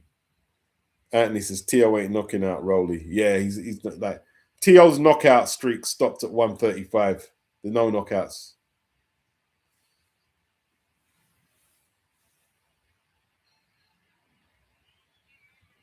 Yeah, I wouldn't be surprised if that happened either, Anthony. If Rolly was to stop him, I won't be surprised.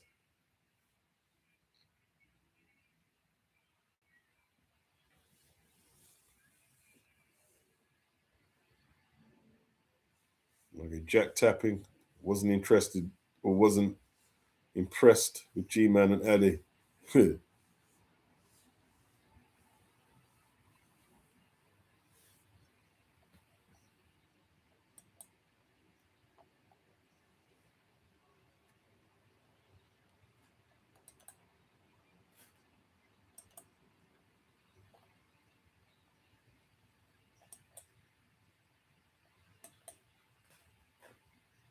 Boy, it won't shock me if one of these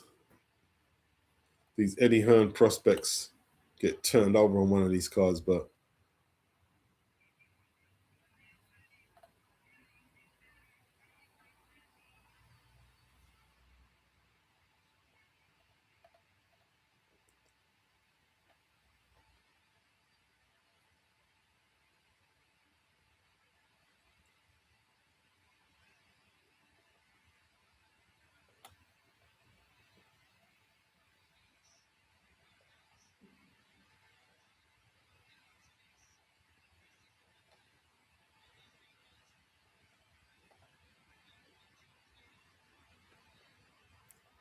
Hey, if you guys if you guys follow some of the Tupac trial, I watched a bit of it today.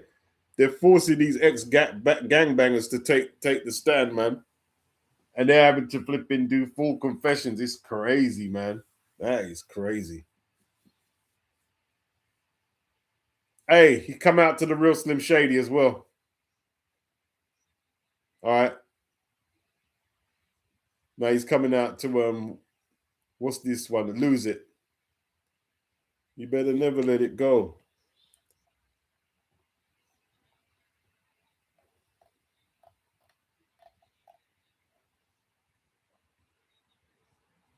Copping 09 could be a low volume fight with lots of posing. Yeah, it could be. It could be. I mean, if he's not stopping Arnold Barboza, he doesn't stop Rolly. I don't think so.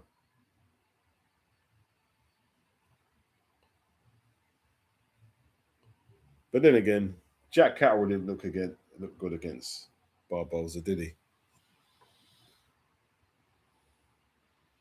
MDB, Keefy D got to be one of the stupidest to ever do it. I'm not arguing with you at all. Keefy D looks a bit dim-witted. I'm not gonna lie. I'm not gonna lie. He looks a bit dim-witted.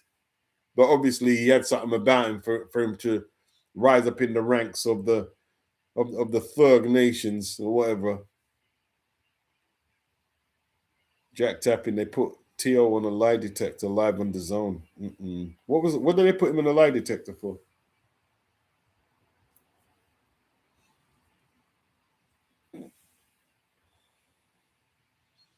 Keefy D, you know.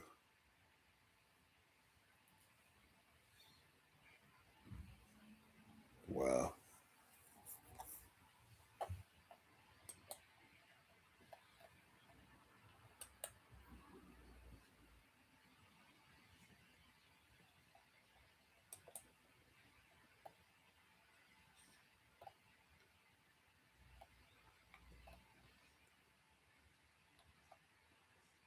What's Eddie Hearn saying there?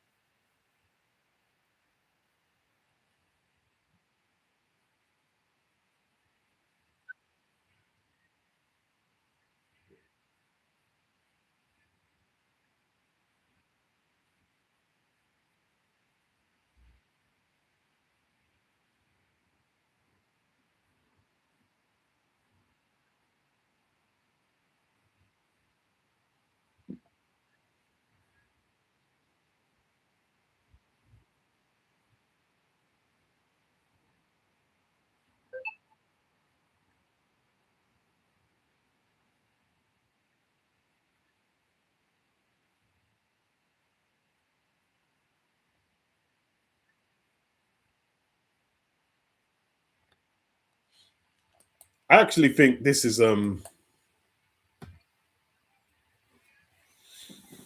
strategically a bit of a masterpiece by Eddie Hearn.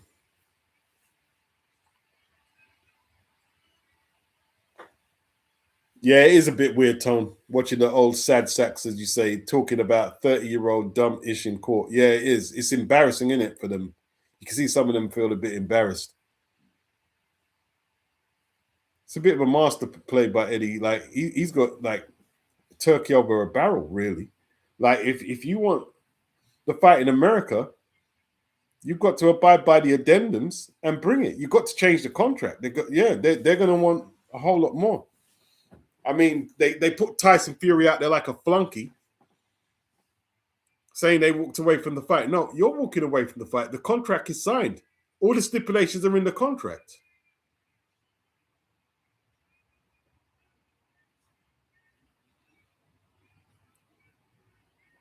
Jack said they asked him about his dad, if he liked Romero, and then if he was a racist. Oh no. And did he pass?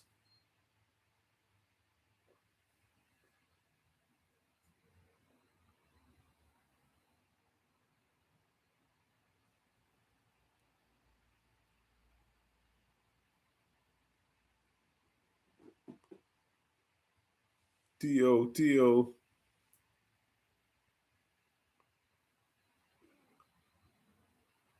You know the rules.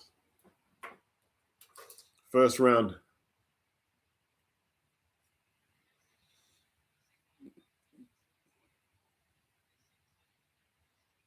All right. Let's watch this. Let's see if Eminem Liddard. You know what I mean? Okay. Morrelo is a southpaw. Pink socks. Oh, gets caught with a right hand already. This ain't going to go very far, is it? You get caught with a punch that clean so early. It's not going to go very far. Wild from Morrelo. Wild for Morrelo. Morello's got to be careful first round because he looks nervous. He looks nervous. Oof. Liddard getting them off already. Left hook. He's trying that shoulder roll thing, Morrelo. I don't like it. I don't like it for you. I don't like the shoulder roll for the Italian.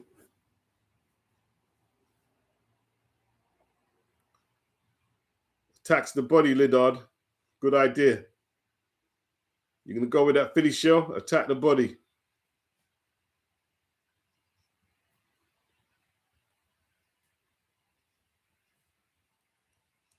Liddard in control so far.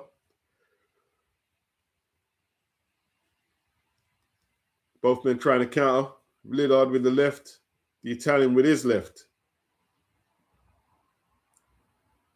Liddard. Good defense by Liddard. Just misses the right hand though.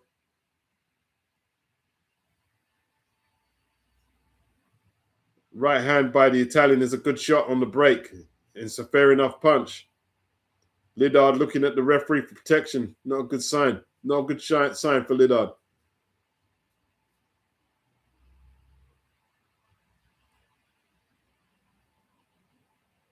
Still a minute left.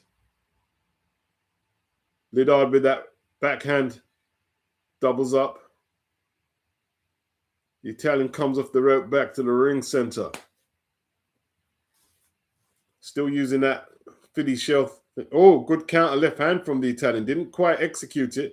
Then he dips to the body with the left hand. Okay, the Italian looks like he settled down a bit behind that Philly shell. Good jab. And then right hand from Liddard. He made sure he came back behind that jab with two right hands. That's a beautiful left. Caught him when he was coming in, Liddard. Good shots.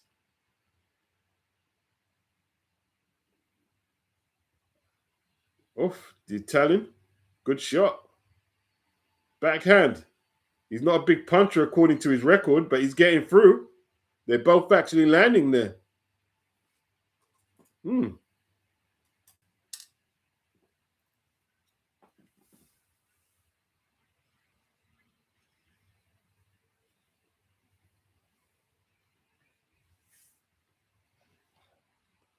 Lovely, lovely, lovely stuff. Lovely stuff, people.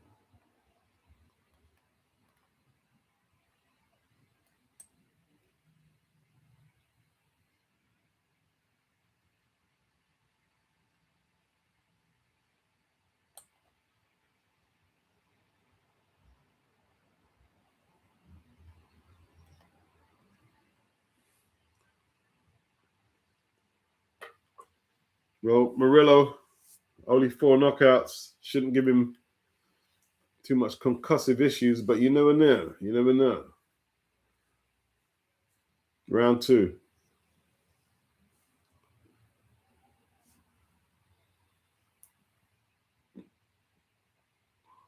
This guy that keeps that right hand why so low? Great right hand from Liddard. The Italian is shook from that shot. Oh, he's getting pummeled.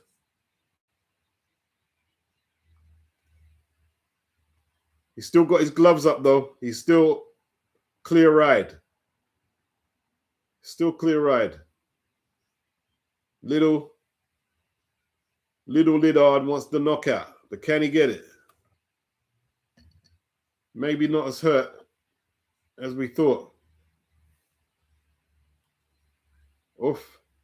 That left hand is pretty dangerous from the Italian. No, he's not a non-puncher from that southpaw stance. Little coming forward. I keep calling him Little, you know. I did that in the other fight as well, yeah. George Littles.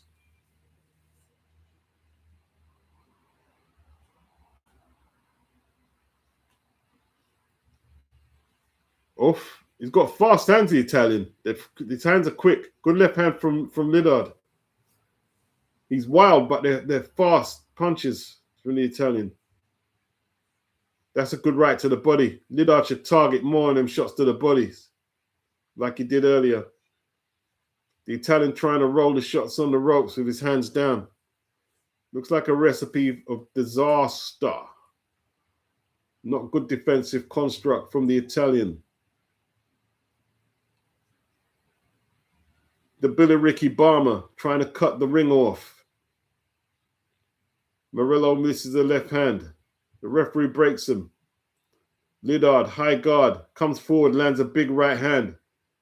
The Italian takes a step back. The Italian comes back with his own left.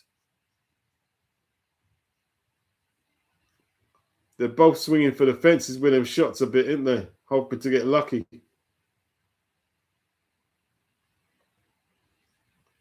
Oh, did he stagger Liddard? Looked like Liddard was staggered a bit. Was he off balance? I'm telling you, man, one day we're going to tune into one of these cards and either Sainz or Liddard is going to get beaten by the underdog. I see it coming, man. I don't know. He didn't look good against Tyler Denny. He didn't look good. Good lead hand work from Liddard. Round two, people. Round two ends.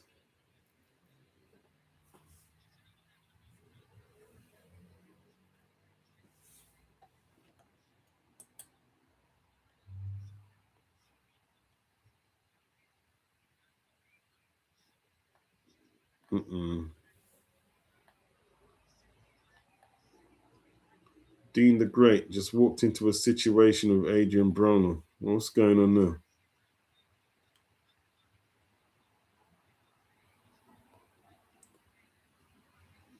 These guys are...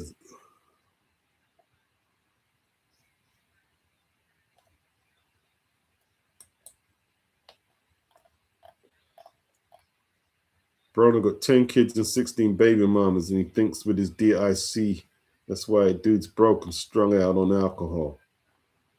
Well,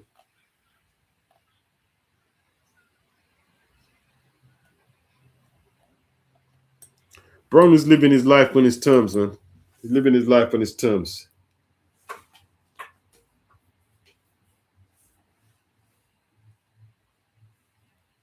You can't ask for no more as a man than living your life on your own terms. If people don't like it, screw them.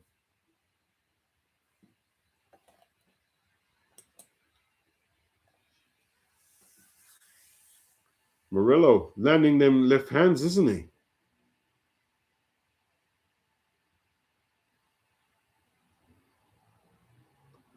Okay. Not much action here. Morrelo just trying to pot shot my guy with the left hand. Does he think he can knock Liddell out with a single shot? Perhaps he could. Because Liddard don't look too wise to it, does he? Doesn't look too wise.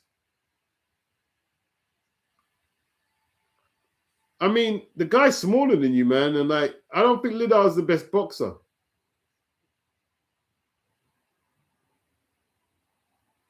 You should bully him a bit more.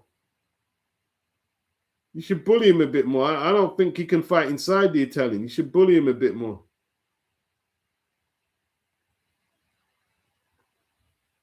See, he's just trying to swing.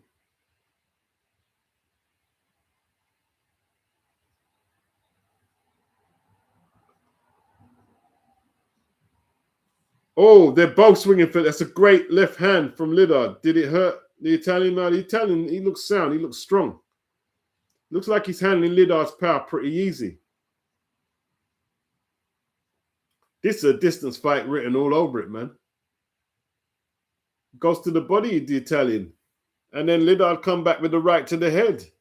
Goes to the body, Liddard. Left hook to the body. The Italian pivots to his left, clockwise. Liddard not doubling up with the JAB. Looking for that right cross, Liddard. He claims the Italian, clinches him round the head. Referee breaks him up. High guard from Liddard. Good right to the body. The right to the body was good early. He needs to stick with that.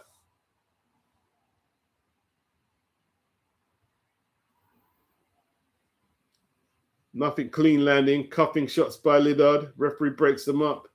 The Italian's a bit untidy now with his head and more, you know what I mean? Not really not really conventional with his hands. Not a good fight.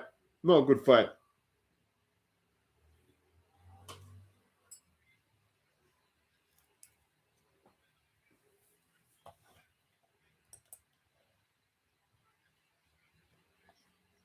Emma, both guys are throwing very heavy shots.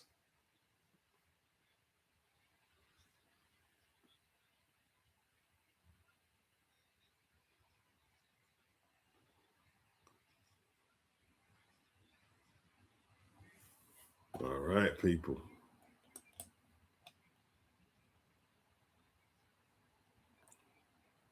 So if it goes to Russia, Eddie Hearn, is Eddie Hearn still got a contract with Bivol, or will the IBA be doing the fight? Talking about the fight with Callum Smith.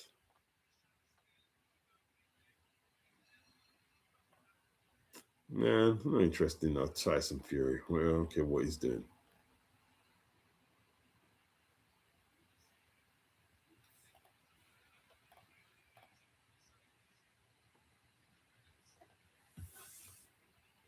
Big left hook from Little. 3 rounds up. Another left hook. Are they landing cleanly, or is the Italian just got bad balance? Got bad balance, isn't it? It looks worse than it is. No, Sonny. No weight, guys. The guys off. There's a bit of weight, obviously. I wouldn't exchange taking a punch than sitting here, but it's off balance.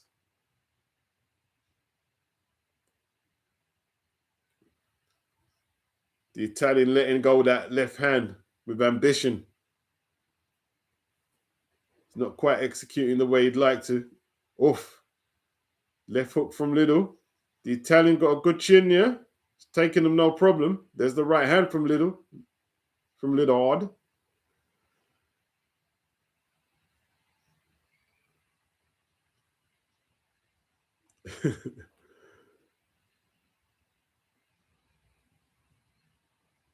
Oh, I don't know. Sometimes the Italians can stink out the place, you know. Remember Gianfranco Rossi? Stunk out in the ring a couple of times. There's a right hand from Liddard. What's his hands doing down there, Italian? Has he got iron chin?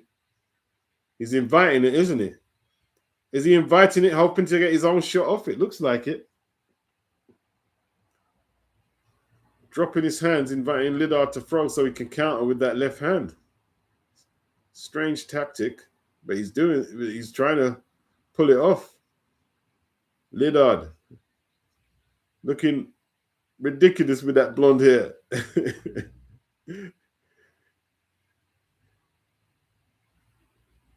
Wow, I must be a really dedicated boxing fan to cover these cards.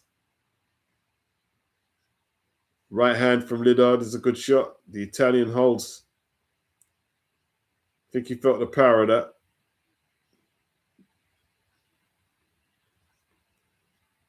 Liddard follows up. The Italian not engaging at all now. Just on the move. Just on the move. Not engaging at all. He'll throw the occasional wild shot. He's not really trying to hold his feet and put any punches together. Hasn't won a round yet. Good jab from Liddard.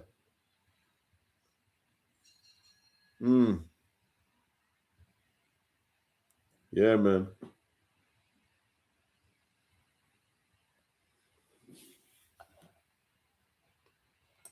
This is a bad song, man.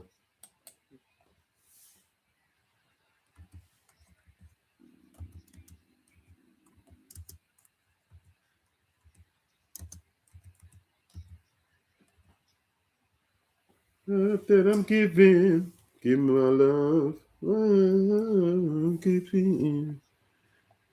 Love that I'm giving. This is my. This is me and Tones. This is me and Tones joint here.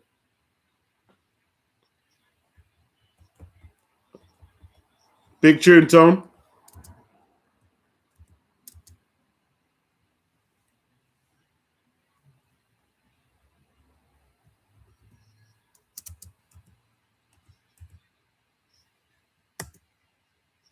Gwen McCrae. She's got a few big tunes, you know.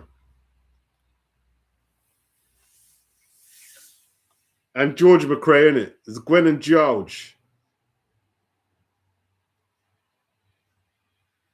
Let's see if Liddle can finish it. Good body shot from Liddard. He don't like the body shots. He don't like the body shots, does he?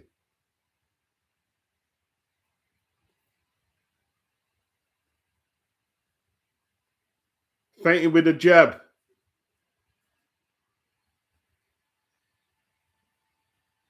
He's looking for the big shot, Liddard. The Italian on the defensive, though. He's not really trying to win, is he? He's not trying to win. It's just spoiling, and this is a title shot. He's not trying, not come with no ambition at all. I mean, just throwing that occasional leftover and you've got 3-4 knockouts in your record. It's not impressive, is it? Uppercut from Liddard. Come underneath that time, buried it up. That was nice. That was nice. That was nice, George, me old son. Come underneath with that uppercut, man.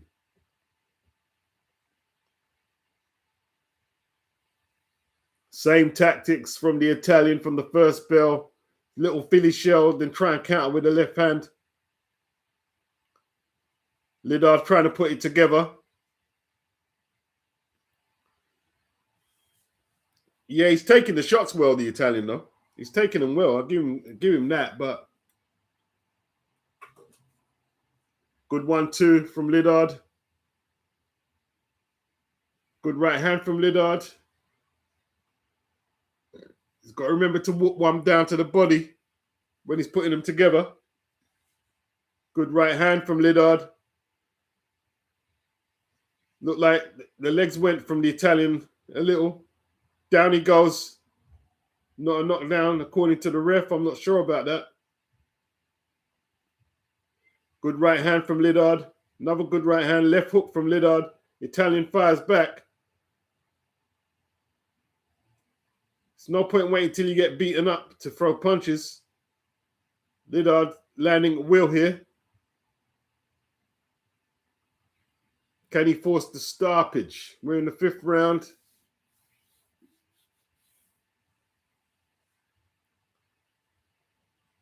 Good body shot. Liddard actually looking good this round.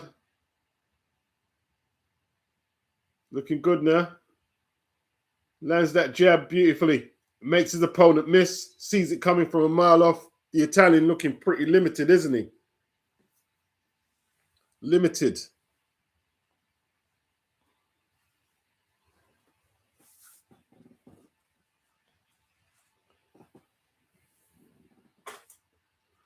Liddard in full charge. Oh, man. John Ryder looked like Fraser Clark for a minute. What's going on?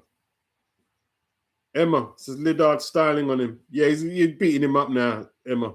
He's beating him up now. Beating up the eye tie. beating up the eye tie.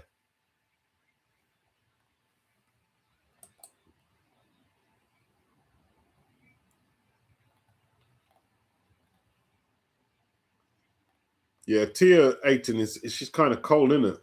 But you know, she's got to promote herself. Oh wow.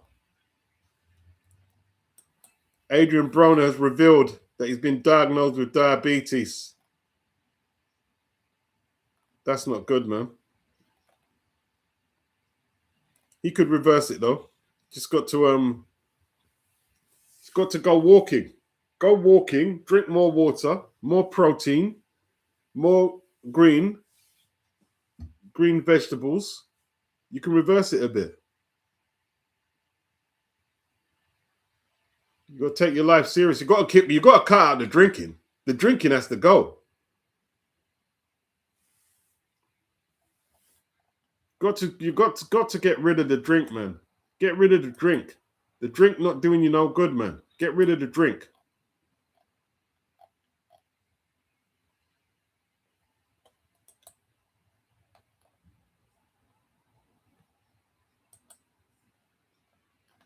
Get rid of the drink, man.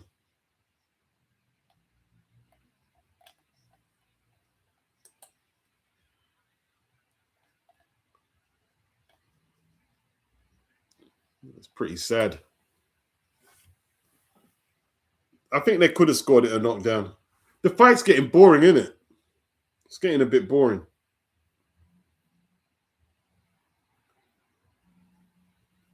I mean,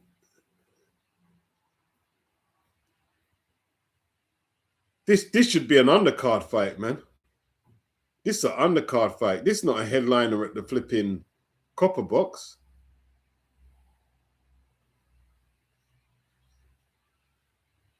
I mean, it's like Johnny Fisher as well. Do you see the opponent? And that's for flipping main event. Boxing just like not doing a good job on putting the show on, man.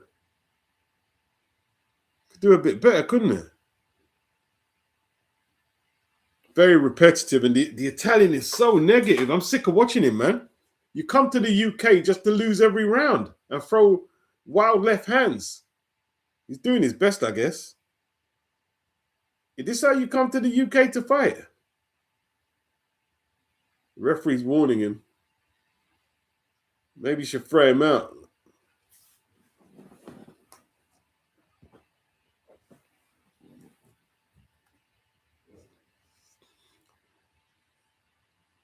Good left hand from George Liddard. He remembered this time to follow up after he shot the first couple shots.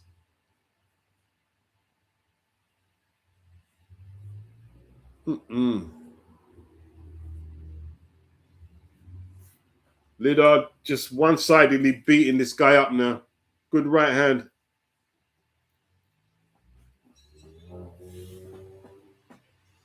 Chrissy said, yeah, the last fight was more like the main event. Yeah, this is not good, man. This is not good at all. It's not really Liddard's fault because his last fight with Tyler Denny was a good fight. But this one here, it's like, flip it now.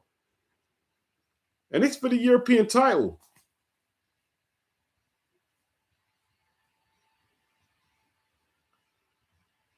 This is going the distance, man. Unless he cuts the Italian, this is going the distance. It's going the distance.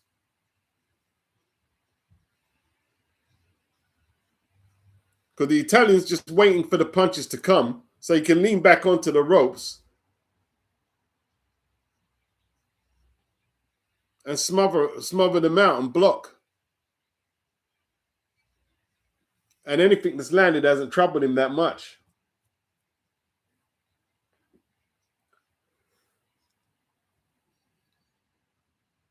Round 7. He wants a stoppage, but it won't be that easy to get it.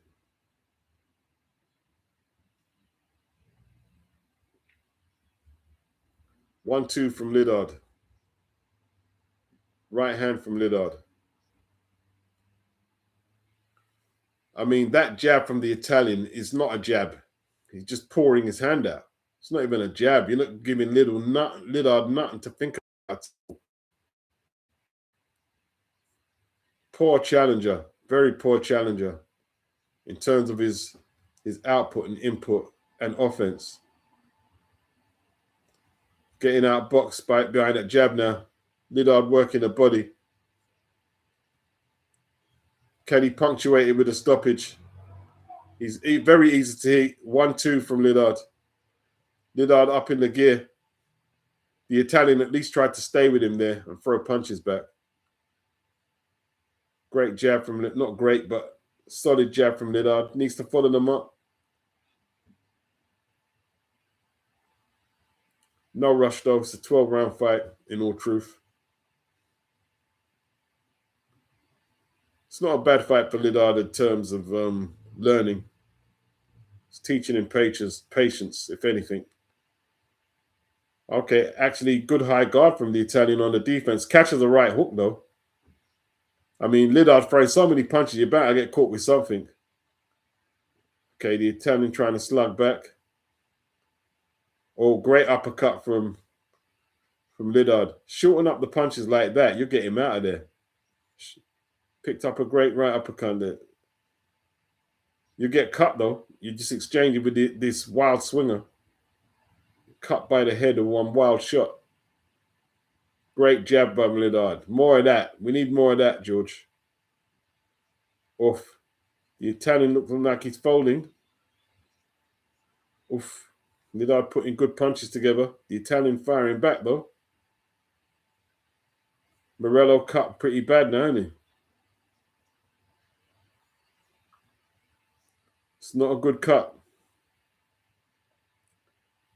This is how he's going to stop him, is with cuts. Morrelo takes too much of a good shot. Hasn't really put a dent in Morrelo with headshots. But cuts is good. Okay, it's not looking clever, the cut. It's not looking clever. Was it a clash of heads?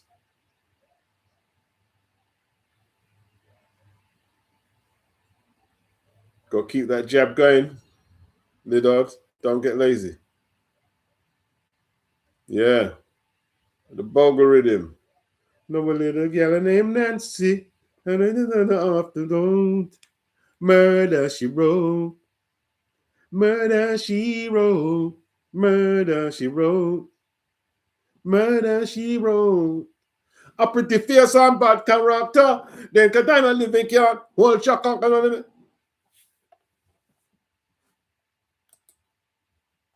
I love that tune. What do you reckon, Anthony? Is that one of the Islands classics? Murder, She Wrote? That's an Island classic, boy. I don't believe what no one says. Shaka Dimas and Players. That song was bad, bro. The bad song. Bad song. What do we know? That was my song, man. That was my joint. And tease me, baby, till I lose control. Big tune, them. Big tune, rude boy. Okay, the Italian getting bludgeoned. Liddard bludgeoning him on the ropes, man.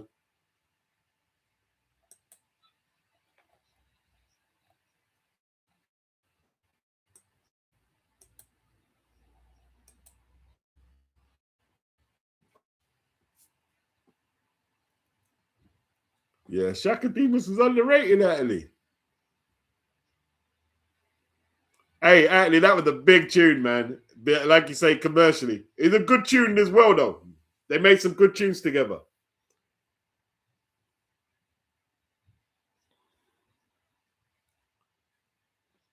Someone said the French guy who is the EBU champion vacated the belt instead of fighting Liddard.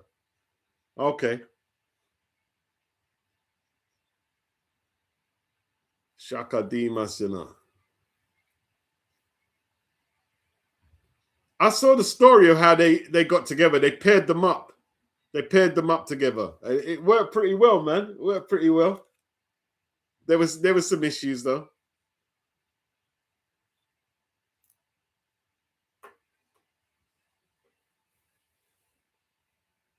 I like the song, man. I like the song.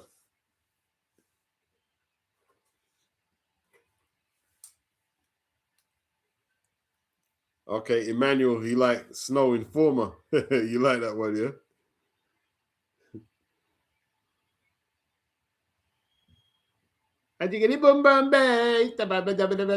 That song was funny. That song was funny. Informer was funny. He used to make me laugh. What's going on with this fight? We're in the 8th round, yeah?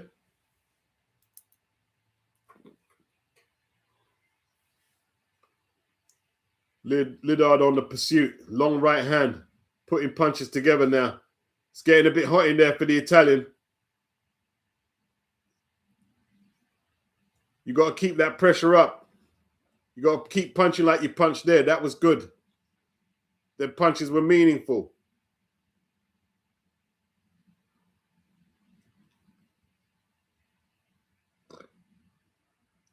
He's trying to exacerbate them cuts, isn't he? Putting them punches together like that. Okay. Put the jab right on that cut. Good royal hand right. The Italian tried to clutch. Nowhere to go. Knocked down for Liddard. How hurt is he? Oh, he's bleeding everywhere. He looks like he wants to resign. He doesn't want much more of it. Overhand right from Liddard. The man from Billericay. The Billericay bomber. Going in with the big rights. Oh, staggers. The Italian staggers. The finish here looks more like an eggshell. The yolk cracking and pouring all over it. You don't know how much more of this, surely. Liddard looking to put the finishing touches. Big right hand from Liddard. Left hook. And a left hook. The Italian shows a stout chin and stands firm.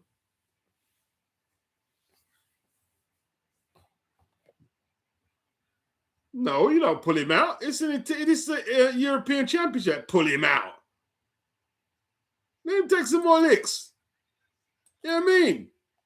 I got to pay the bundle package, bro. Try and win the bloody title. It's the vacant title. Pull him out. Nah. Quittage. They might call it. I don't think they should. Oh, they called it off. Bloody hell. All right, good win for Liddard, European champion, all the traditional root belts. Well done, George. Billericay in the ass. Billericay, bro. Yeah, he done his thing. I'm not sure if he gets all the way to the world title. I don't know. He could do. There's so much titles out there, so he definitely has a shot at it. Michael Wright, the actor, is best known for his iconic role as Eddie King Jr. in The Five Heartbeats. Oh, I know him. He's passed away. Wow. Now, this song here, UK Apache, this song here is iconic. One of the most iconic British songs, bro.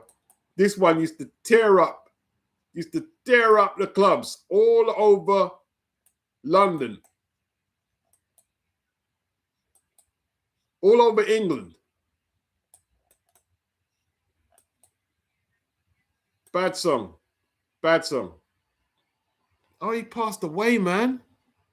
That's sad. Michael Wright's passed away at 70, people. I didn't really, boy, we're getting on, aren't we? Our generation is getting on. He's 70. Wow. 5 Heartbeats. Remember the site 5 Heartbeats, people? Wow. Eddie King Jr., yeah. Yeah. Bloody hell, man. Eddie Kane. It's not Eddie King. They put Eddie King. It's Eddie Kane, isn't it? It's Eddie Kane.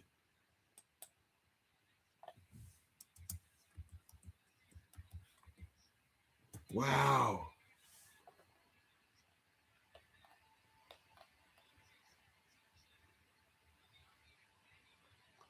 Did Eddie Kane take drugs in the film?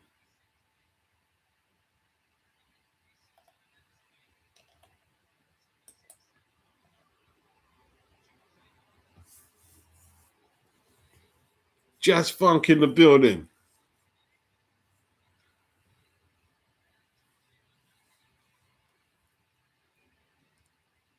Ooh, hey, hey, hey, hey. Me are the nutter, original bad nutter. Yeah.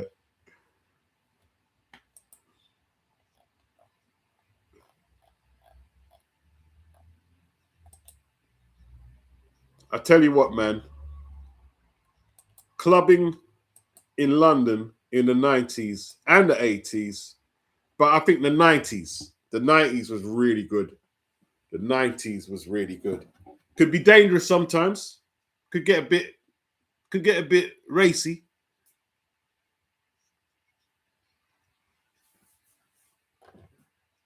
It was good. It was fun.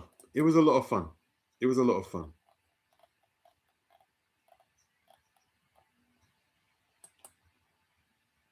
It was a whole lot of fun, man.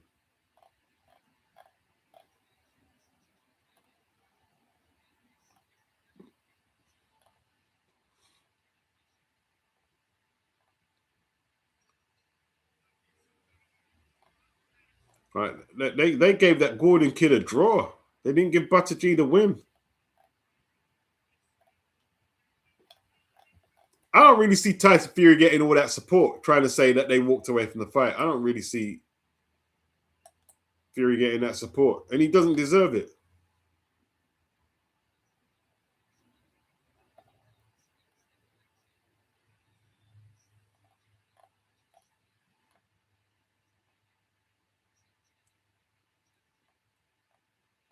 Amanda Serrano got a little fortunate in that fight, didn't she?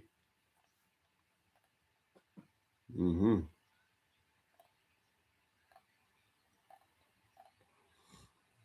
Hey, they're playing some good dancehall on there. What song is this?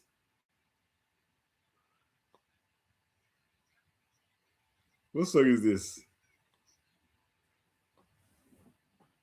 Yeah,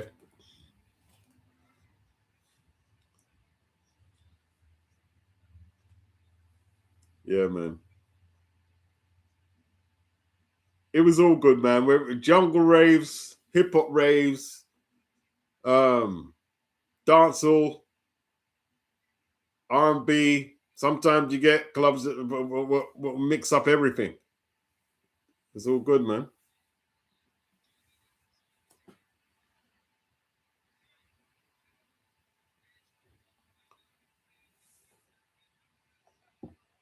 We not go dead without the thing in our way, and we not go dead like no coward. Funny tell them, I'm gonna tell them.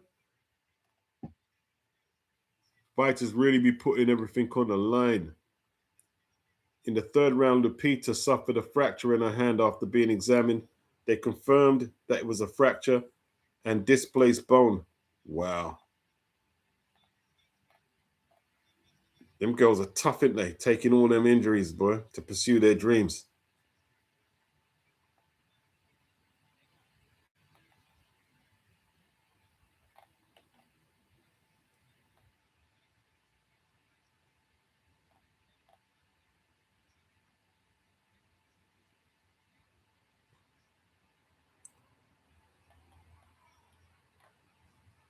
Did Man United lose as well?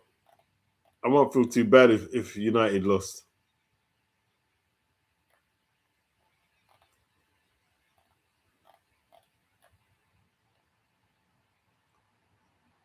Man United and Spurs in the relegation zone. They deserve to be there. I like this boxer here, Mizuki Hirota. She's pretty good, isn't she? Super flyweight champ. She's pretty good. She's entertaining, actually. She's entertaining.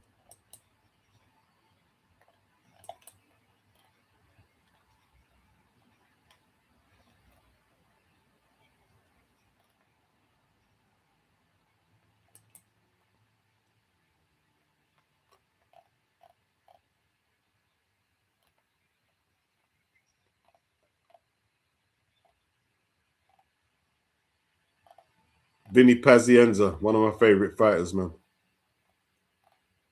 Got a great interview with him on the channel. It's one of my favorite interviews. Vinny's my dude, bro. Vinny's my dude. Vinny's a bad fighter, man.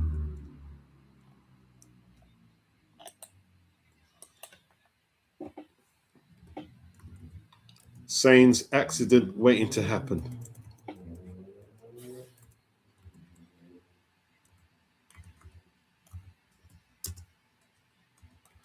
Yeah, are they going to pitch it? Are they going to pitch Liddard in there with Bentley? Bentley would beat the crap out of him. Well, see, this is what I'm saying. Like, they could make that fight on the 5 versus 5, but they're canceling it.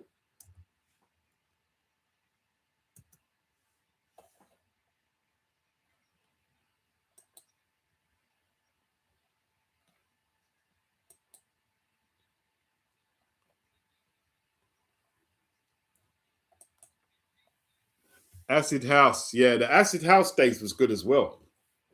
But I didn't take I didn't take none of the crap though. I did take half a E though. Horrible confession. I did take it. Didn't do me anything though. But I wouldn't take no trip. I did take half a E.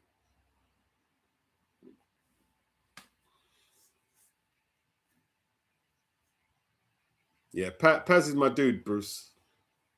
Paz man is one of my dudes. Yeah.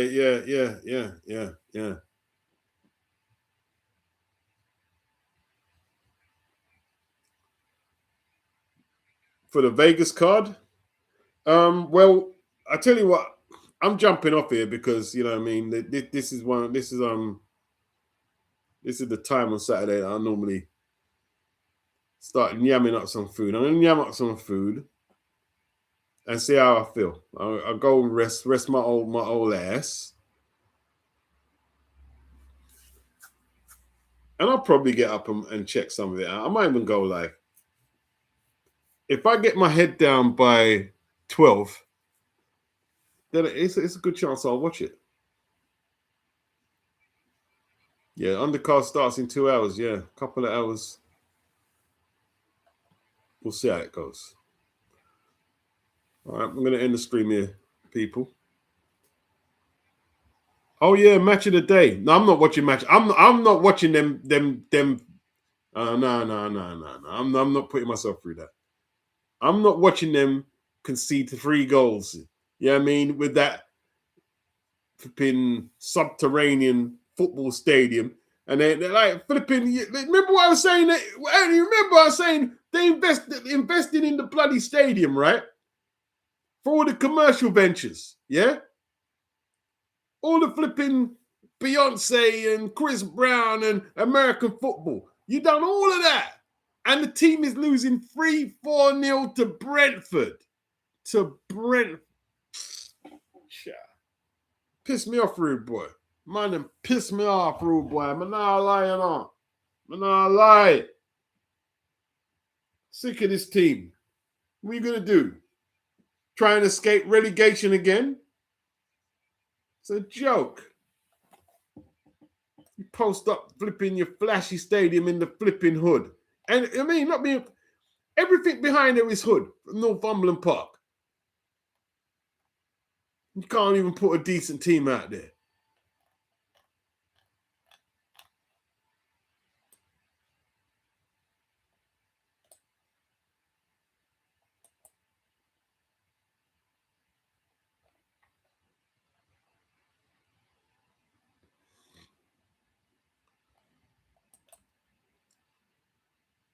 Yeah, already in a relegation scrap. First bloody game of the season. It's a joke. Absolute joke.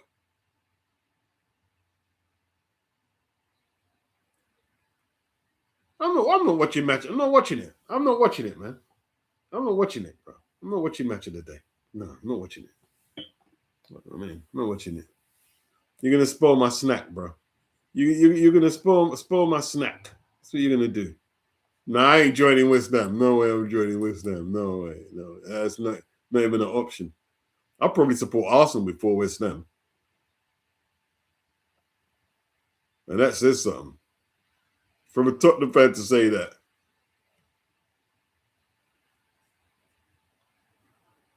Oh, your team is West Ham, yeah? The Hammers, yeah? I can't do Chelsea and West Ham. Chelsea and West Ham, I can't do in London. Or Fulham. I don't know. I wouldn't do none of them. No. Tottenham's the only team for me, bro. Is there any other team I would support? I don't think there is.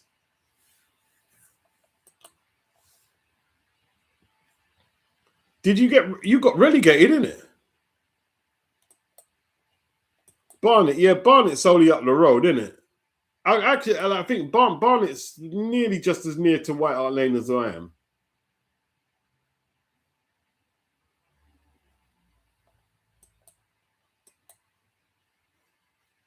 Hull, you know.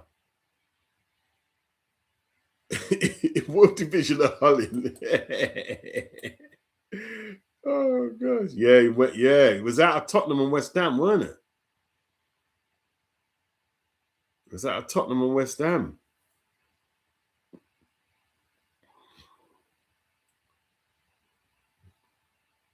All right, people, I'm out of here, man. Peace.